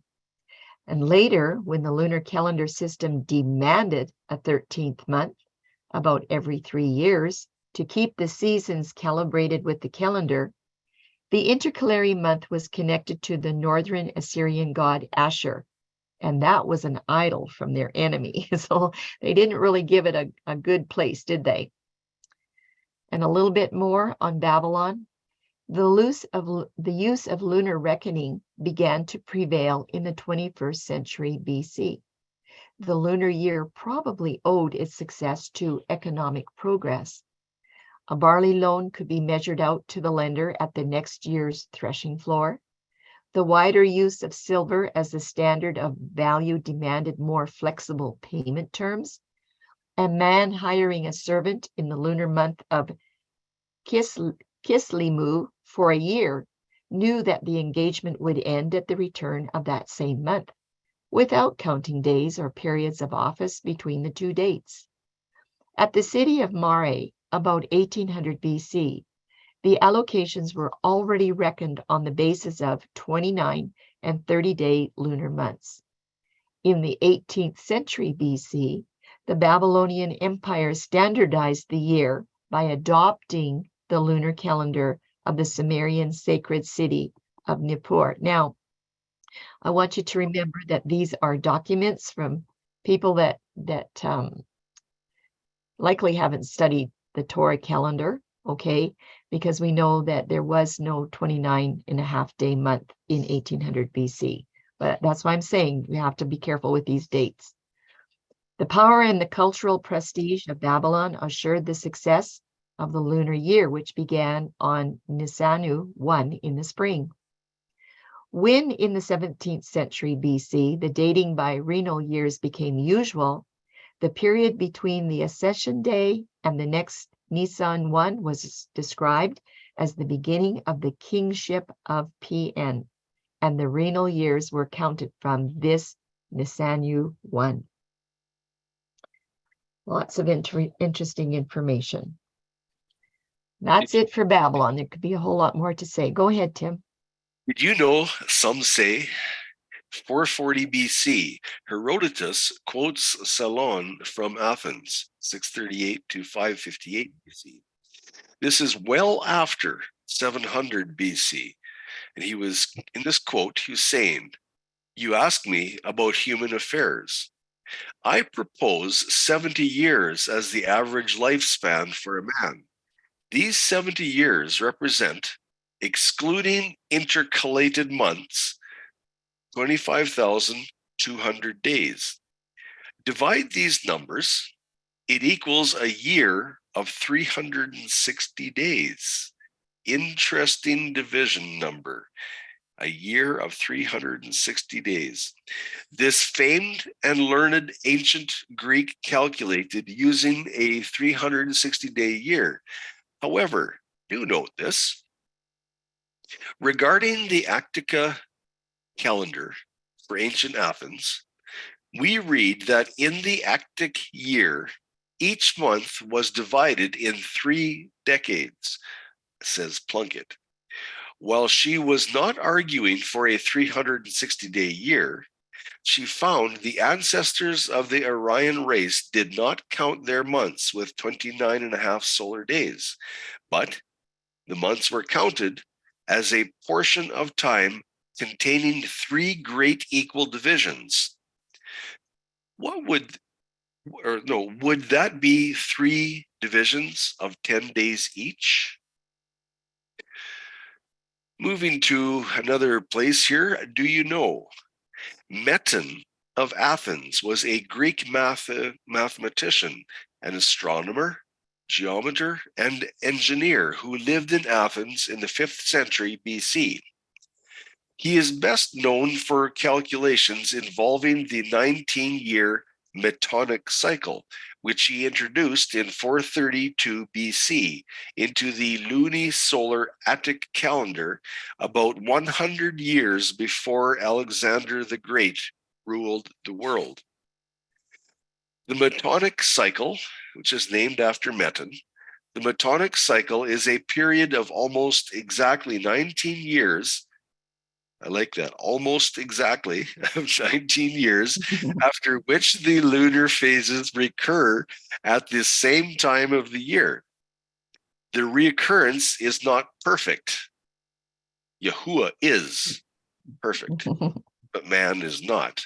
Let me restate that. The recurrence is not perfect. And by precise observation, the Metonic cycle, defined as 235 synodic months, is just 2 hours, 4 minutes, and 58 seconds longer than 19 tropical years.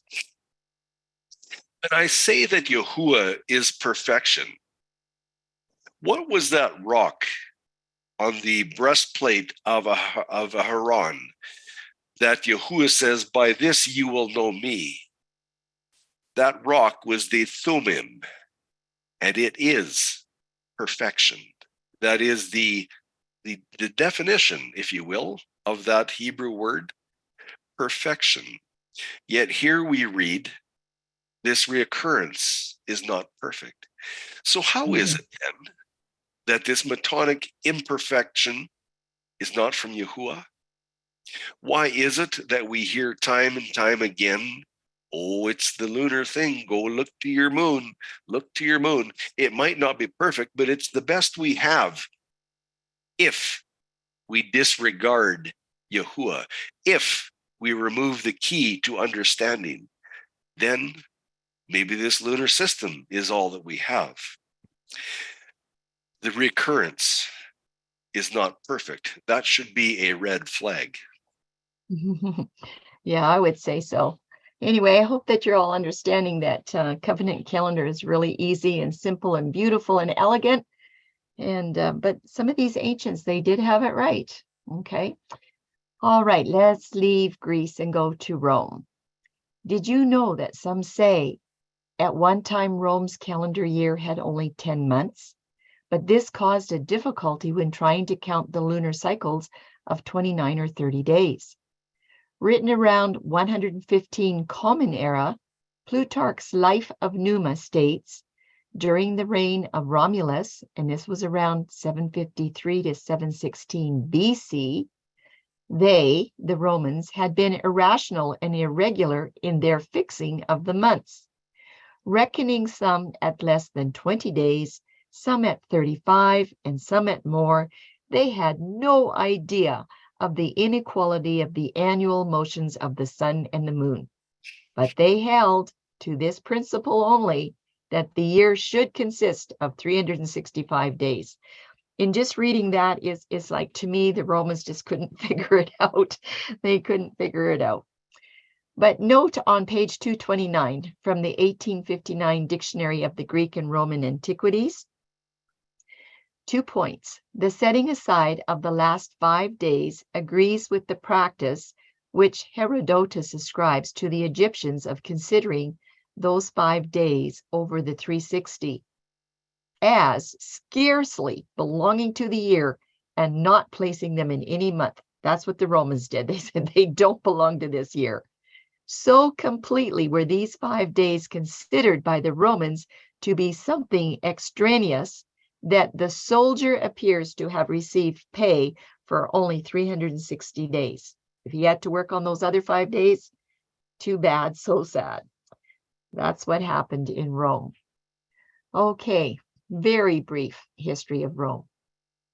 We're going to look at China, and this could be the most confusing of all, but just sort of pay attention. Did you know that some say, and by the way, we're going to talk about a solar calendar first, and there is a lunar calendar as well with ancient Egypt. So first of all, the solar calendar. The Western Zhou dynasty ruled approximately 1046 to 771 BC. 3 traditional solar Chinese calendars were developed between 771 and 476 BC. Notice these dates. During the spring and the autumn period of the Eastern Zhou dynasty, which was again 770 to 481, around that time. There are 3 versions though. Solar calendar use a 5 elements calendar where the 365-day year was divided into 5 phases of 73 days each. Each phase corresponded to one of the day 1 elements. Each phase began with a governing element day, followed by 6 12-day weeks. Each phase also consisted of 2 3-week months, making each year 10 months long. I'm going to quiz you on that, okay? Point number one, years began on a Giazi day and a 72 wood phase. You can see those phases down there in that little diagram. Followed by a Binzi day and a 72-day fire phase. Number 3, they also had a Wuzi day and a 72-day earth phase. Number 4, a Gensi day and a 72-day metal phase. And then point number 5, a Renzi day followed by a water phase. So this is part of the calendar of China. Now, as we look at this next slide that has 4 phase and 4 quarters, it's a solar calendar of China. And this is their calendar. And I say, choose you this day, your calendar. Do you want to try out that calendar from China. It's a solar calendar, by the way. Anyway, quite a calendar. I don't even know how you'd get through that. We're still looking at the solar calendar. Another version of this solar calendar is a 4 quarters calendar, and it has 4 sections and 8 seasons. The weeks were 10 days long. 1 month consisted of 3 weeks. A year had 12 months with a 10-day week intercalated in summer as needed to keep up with the tropical year. The 10 heavenly stems and the 12 earthly branches were used to mark the days. This system was built from observations of the orbit of Jupiter that was rounded off from 11.86 years to 12 years. That was quite a bit of rounding off.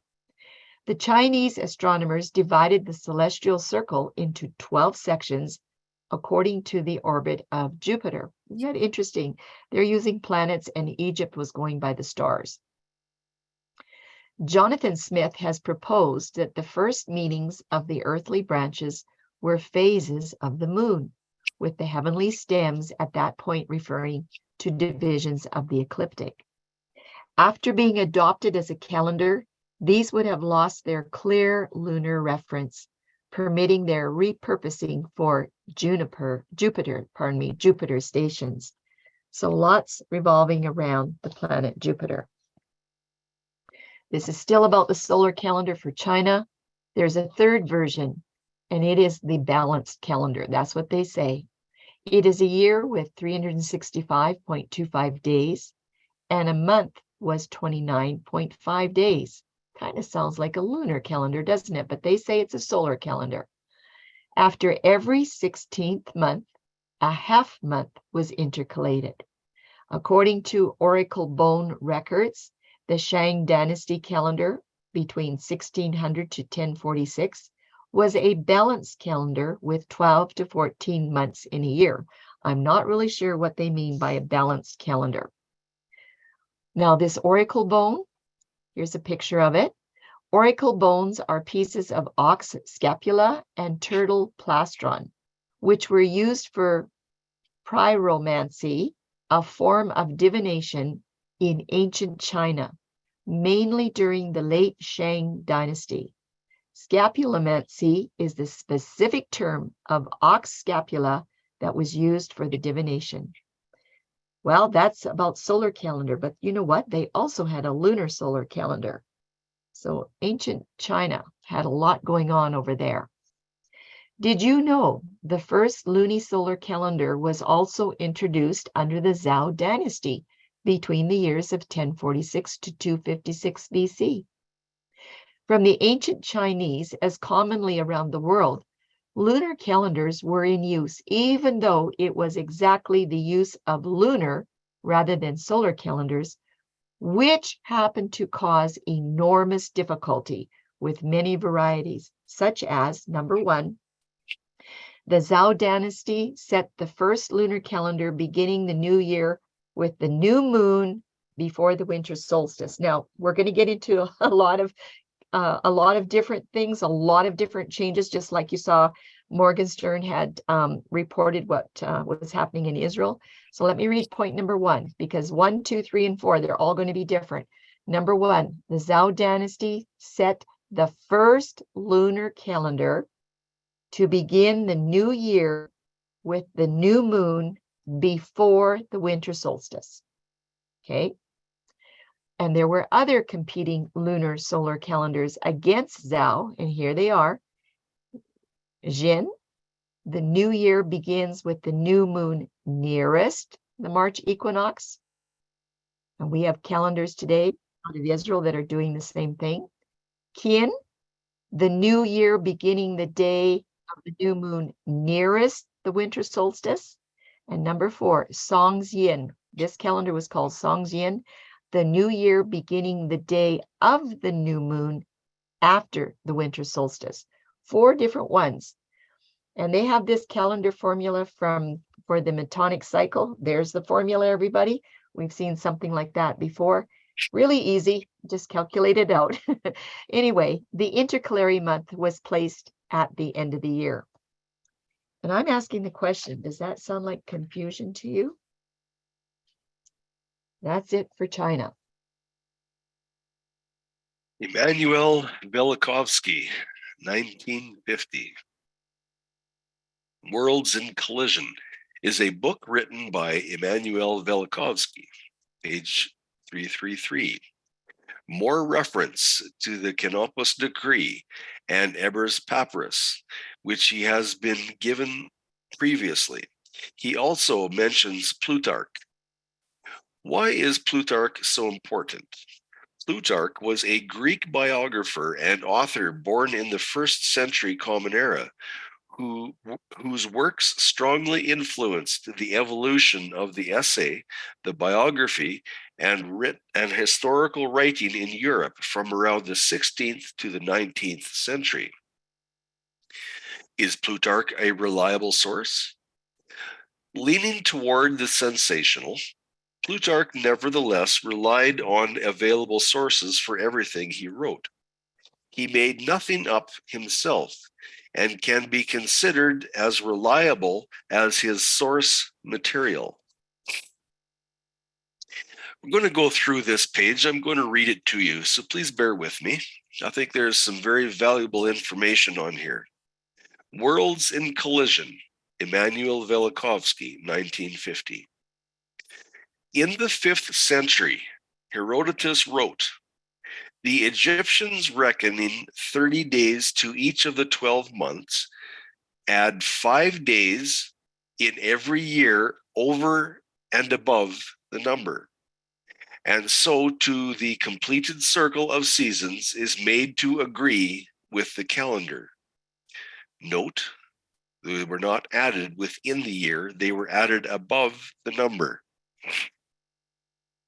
The Book of Sothis, erroneously ascribed to the Egyptian priest Manetho and Georgius Syncellus, the Byzantine chronologist, maintain that originally the additional 5 days did not follow the 360 days in the calendar, but were introduced at a later date, which is corroborated by the text of the Canopus Decree.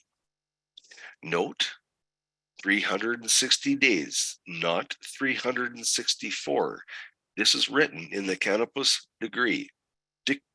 Decree. Continuing here, that the introduction of Epigomena was not the result of progress in astronomical knowledge, but was caused by an actual change in the planetary movements is implied in the Canopus Decree, for it refers to the amendment of the faults of the heavens. In his Isis and Osiris, Plutarch describes by means of an allegory the change in the length of the year. Change in the length of the year. Hermes playing at drafts with the moon, one from her 70th part of each of her periods of illumination, and from all the winnings he composed 5 days, and intercalated them as an addition to the 360 days. Note it was 5 days, not 3 or not 4, and they were added to 360. Plutarch informs us also that one of these Epigomenia days was regarded as inauspicious. No business was transacted on that day, and even kings would not attend to their bodies until nightfall. The new moon festivals were very important in the days of the 18th dynasty. On all the numerous inscriptions of that period, wherever the months were mentioned, they are reckoned as 30 days long. Note, no mention of a 31-day month.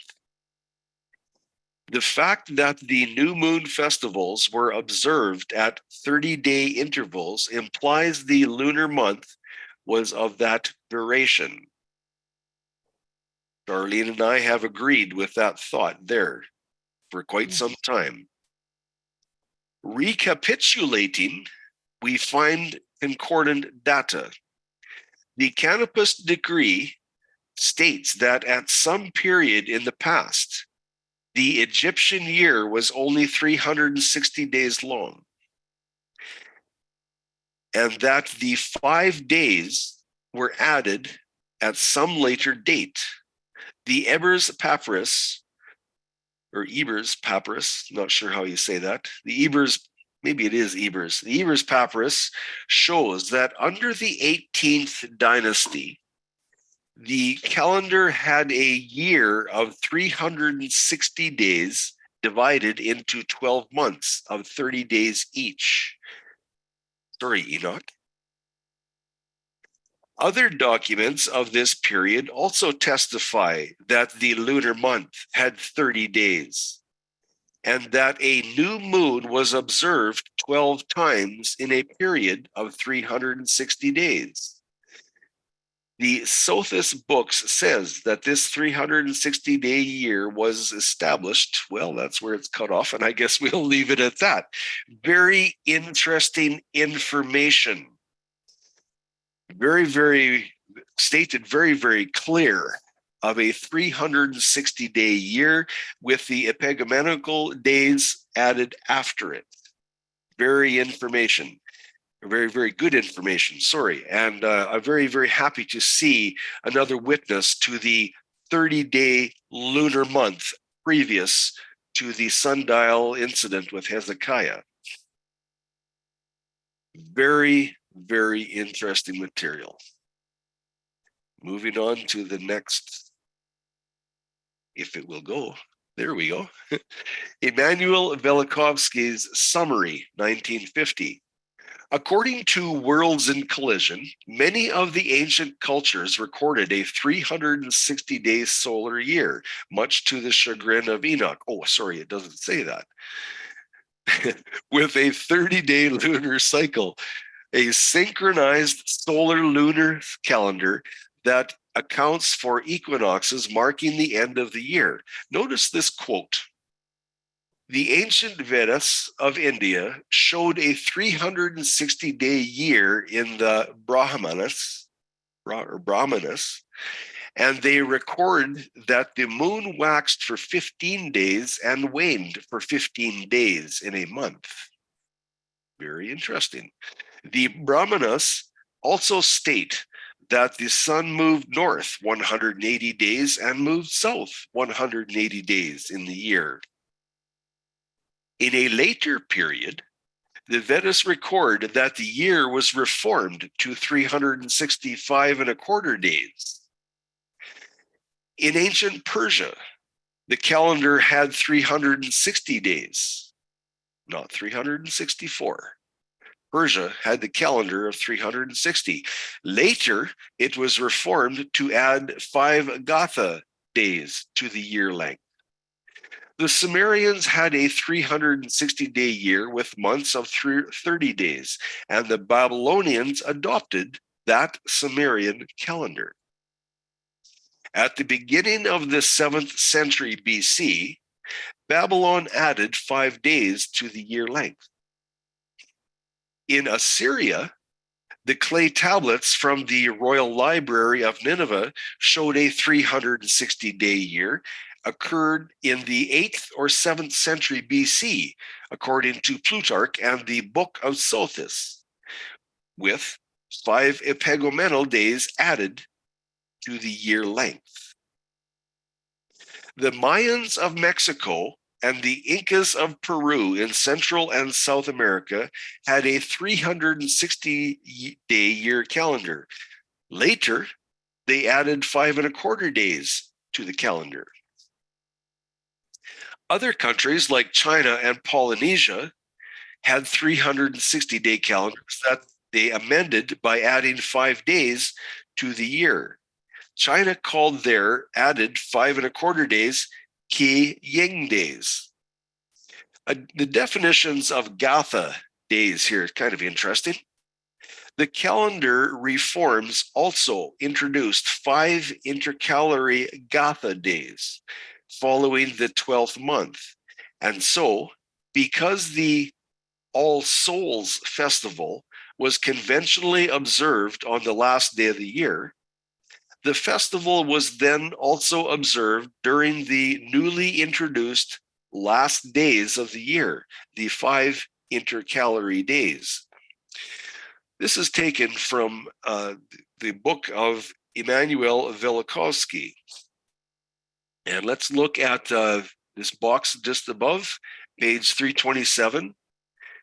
All Veda texts speak uniformly and exclusively of a year of 360 days.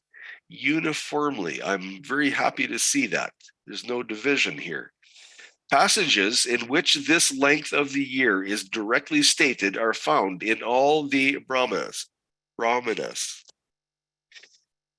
Interesting support. Page 327 here.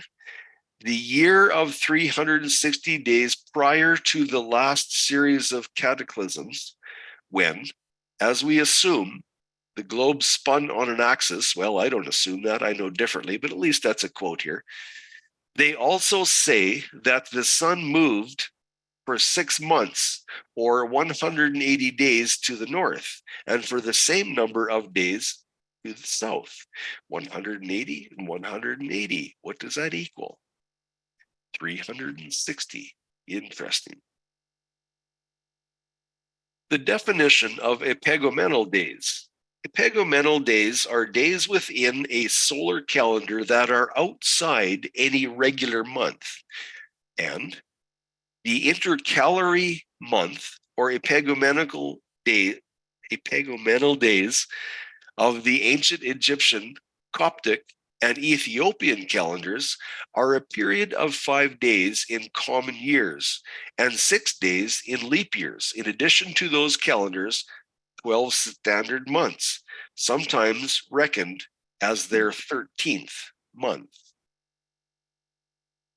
Oh, lots of really good information out there, but let's do some Wikipedia snooping again. We're almost done here. And we did ask a similar question about how long was the year in Noah's time. This question is, how long was a year in biblical times? And you're going to find it's almost the exact same answer. In ancient times, 12 30-day months were used, making a total of 360 days for the year. Abraham used the 360-day year, which was known in Ur. The Genesis account of the flood in the days of Noah illustrated the 360-day year by recording the 150-day interval till the waters abated from the earth. And we know that the flood was around 2300, 2350 BC, approximately that time frame. And again, the question is, what part of this answer will Torah agree with? Sometimes Wikipedia has the right answer and sometimes it doesn't. So you have to know from Torah how to sort it all out. Okay, let's switch gears. We're coming down to the last one, Israel. The biblical Hebrew calendar of Israel. We should all know by now that the biblical Hebrew calendar of Israel today is no longer the pure calendar count found in the Torah, as most follow this crescent moon and the barley crops. However, through all the generations from Adam to Joshua, Yahuah's people did honor his covenant calendar. From 1425 BC, many of Israel's leaders began following the pagan ways and the worship festivals, continually changing their calendars. Only a remnant did not do this, and we have good documentation from Morgentsern about how they switched their calendars around. By the time of the Gospels, everyone, nothing much had changed. Only a few, just a few remnant, had set their lives to be obedient to all of the statutes, including Yahuah's covenant calendar. It's a very sad history indeed. Do the scriptures speak of anything important happening on the new moon day? Well, the answer is yes and no. Yes, there are 10 matches. There's 9 in the Old Testament and 1 in the New that have the words new moon, referring to the day of the new moon? And then there's the answer, no. Not one new moon phrase refers to the moon as Yarek, the 3394 listing in the Strongs. Every phrase refers to the words new month or 2320 Kodesh. Well, that's a great big study as well. Do the scriptures speak of anything important happening on the covenant new month day? Oh, yes, they do. The phrases first day and first month appear together 6 times in the Tanakh with very interesting context. Genesis 8:13, Noah removes the covering from the ark to see the ground is dry. In Exodus 40, verses 2 and 17, Moses raises up the sanctuary on the first day of the first month in the second year. In 2 Chronicles 29:17, Solomon begins to sanctify and dedicate Jerusalem's temple. This is the first day of a first month. Ezra 7:9, Ezra leaves Babylon on his trip back to Jerusalem after the 70 years end. That was on the first day of the first month. Ezekiel 29:17, Ezekiel speaks the word that Babylon will plunder Egypt. And also in Ezekiel 45:18, Ezekiel around 574 BC, he is given further instructions for purification and consecration of the sanctuary. Some very important things that are happening on the first day of the first month of a new year. Ancient civilizations, we're going to ask this question. Have they got intercalation placement of extra days? Did they do anything with it? And we're going to have a green check mark, or, well, I guess first we'll do the X, the red X, for yes, these ancient civilizations did intercalation of their extra days, or we're going to give a check mark. No, they didn't have extra days. They just tacked them on the end of the year. So let's see. Aztec and Maya, check marks. Who else gets a check mark? Armenia, Egypt, India. Yes, Sumeria, Babylon, Greece, and Rome. China. What about Israel? Israel too. They didn't intercalate these days anywhere but at the end. Have you noticed not one of these ancient civilizations had a calendar that intercalated individual days at the end of any months within the year? I'm not talking about intercalating a week or a month. I'm talking about individual days. All of the 5 or 6 days were bundled and added at the end of the year. Now, have you noticed the Zadok, Enoch, and Essene calendars are missing from the list? Had you noticed in part 5 that only the Dead Sea Scroll calendars intercalated an individual day at the end of every 3rd month throughout the year? Do you remember that John 7 exposed that Yahuah did not attend the Jews' lunar Sukkot and that he was debunking all the lunar calendars? Did you take note in part 5 that when intercalation days were added at the end of month 6, following a pattern of the Qumran calendars, that the adjusted Sukkot feasts were almost in the same alignment as the lunar Sukkot feast days? Do you remember that in part 5? Are you noticing there are some similarities between the covenant calendar witnesses of Joshua and John?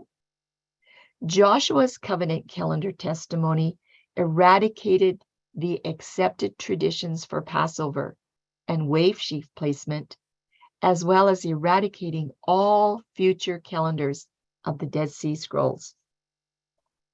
John's covenant calendar testimony in chapter 7 seems to be doing the same thing.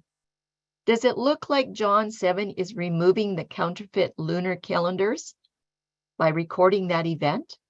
Does it look like John is removing all possibility of Qumran calendars as truth? And now we have a question.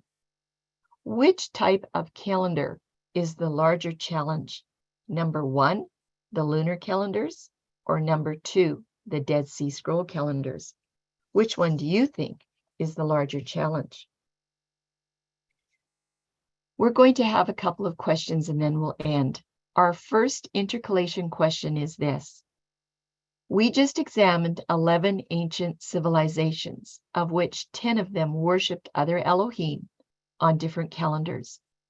Israel was never meant to be classed as a pagan nation, even though they persistently apostatized many times, following many pagan gods, customs, and feasts. That's the story of the Old Testament after Moses died.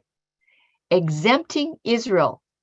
Why is it that 9 pagan nations did not intercalate any extra days past the 360th day into their calendars somewhere between the 1st and 12th month? Why did none of them put their extra days somewhere else? Why was it always at the end of the year? The seed of pagan nations sprang forth from Cain and then from Nimrod after the flood. Where did they get their ideas of how to worship their Elohim and construct their festal calendar? When extra days were added to the sun's circuit, why did they not intercalate those days evenly throughout the year? That's the first intercalation question. Number 2, did you notice that out of the 11 ancient civilizations, not one of them honored a calendar with 364 days or intercalated a week every 7 years? Why is it that only the calendars from the Dead Sea Scrolls of Qumran intercalate extra days at the end of months 3, 6, 9, and 12? Where did this idea come from? Again, what would be the reason for a covenant calendar to intercalate any waiting days at the end of month 6? When there is no Torah instructions for this, there is no Torah instruction, nor did Yahuah set his example of keeping time in this way. Even the pagan nations did not use this 5 to 6 intercalation method like the Dead Sea Scrolls do. One more question, Tim. And the third intercalation question, do you notice it's the last? Do you notice that it's written in the largest letters?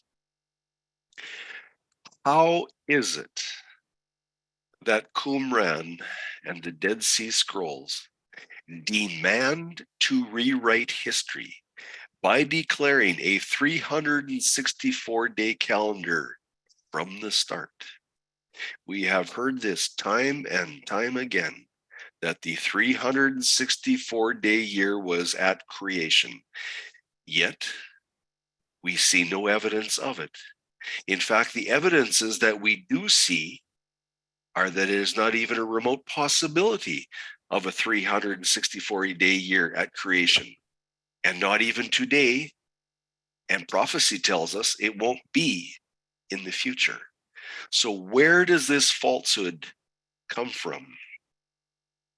Which Enoch, if you will, is giving this falsehood? Again, we ask, are the Dead Sea Scroll calendars the larger challenge today?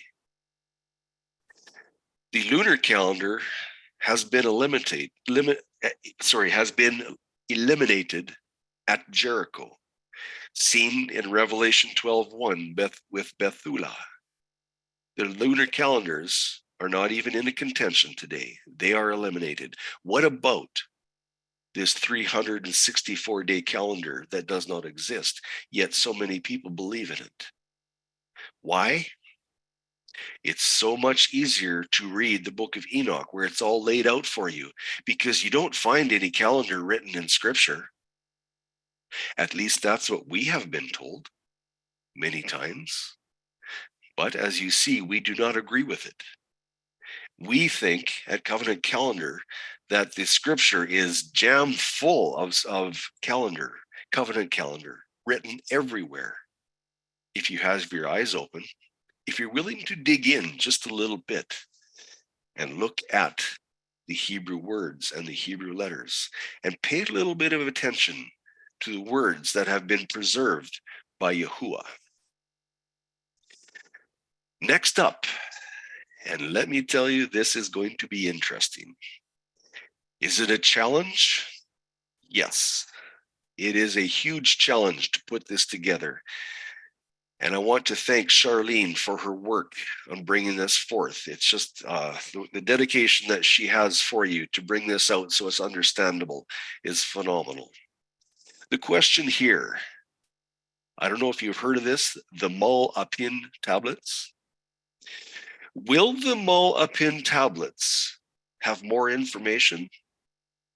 Will they include clues about the moon or star patterns for the year start?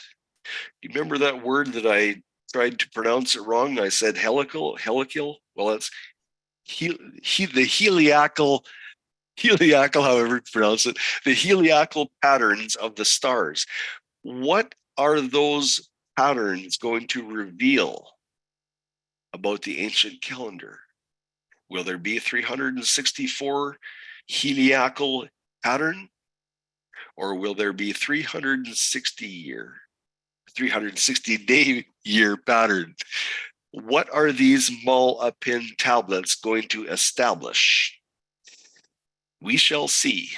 This is the end of part 6, and I seriously hope that you have been blessed by this. What is next? The research by Julian Morgenstern aligned with the Tanakh history very well. Part 7 will investigate the Mul-Apin tablets to see if they hold a key to the calendar of the covenant. A key. Would that be the key to knowledge? Have these Mul-Apin tablets been preserved for us or for the bride of Yahusha? We shall see. You can give us your questions at studythecalendar.com. And I thank you, and I hope you're blessed on this Shabbat. Shalom.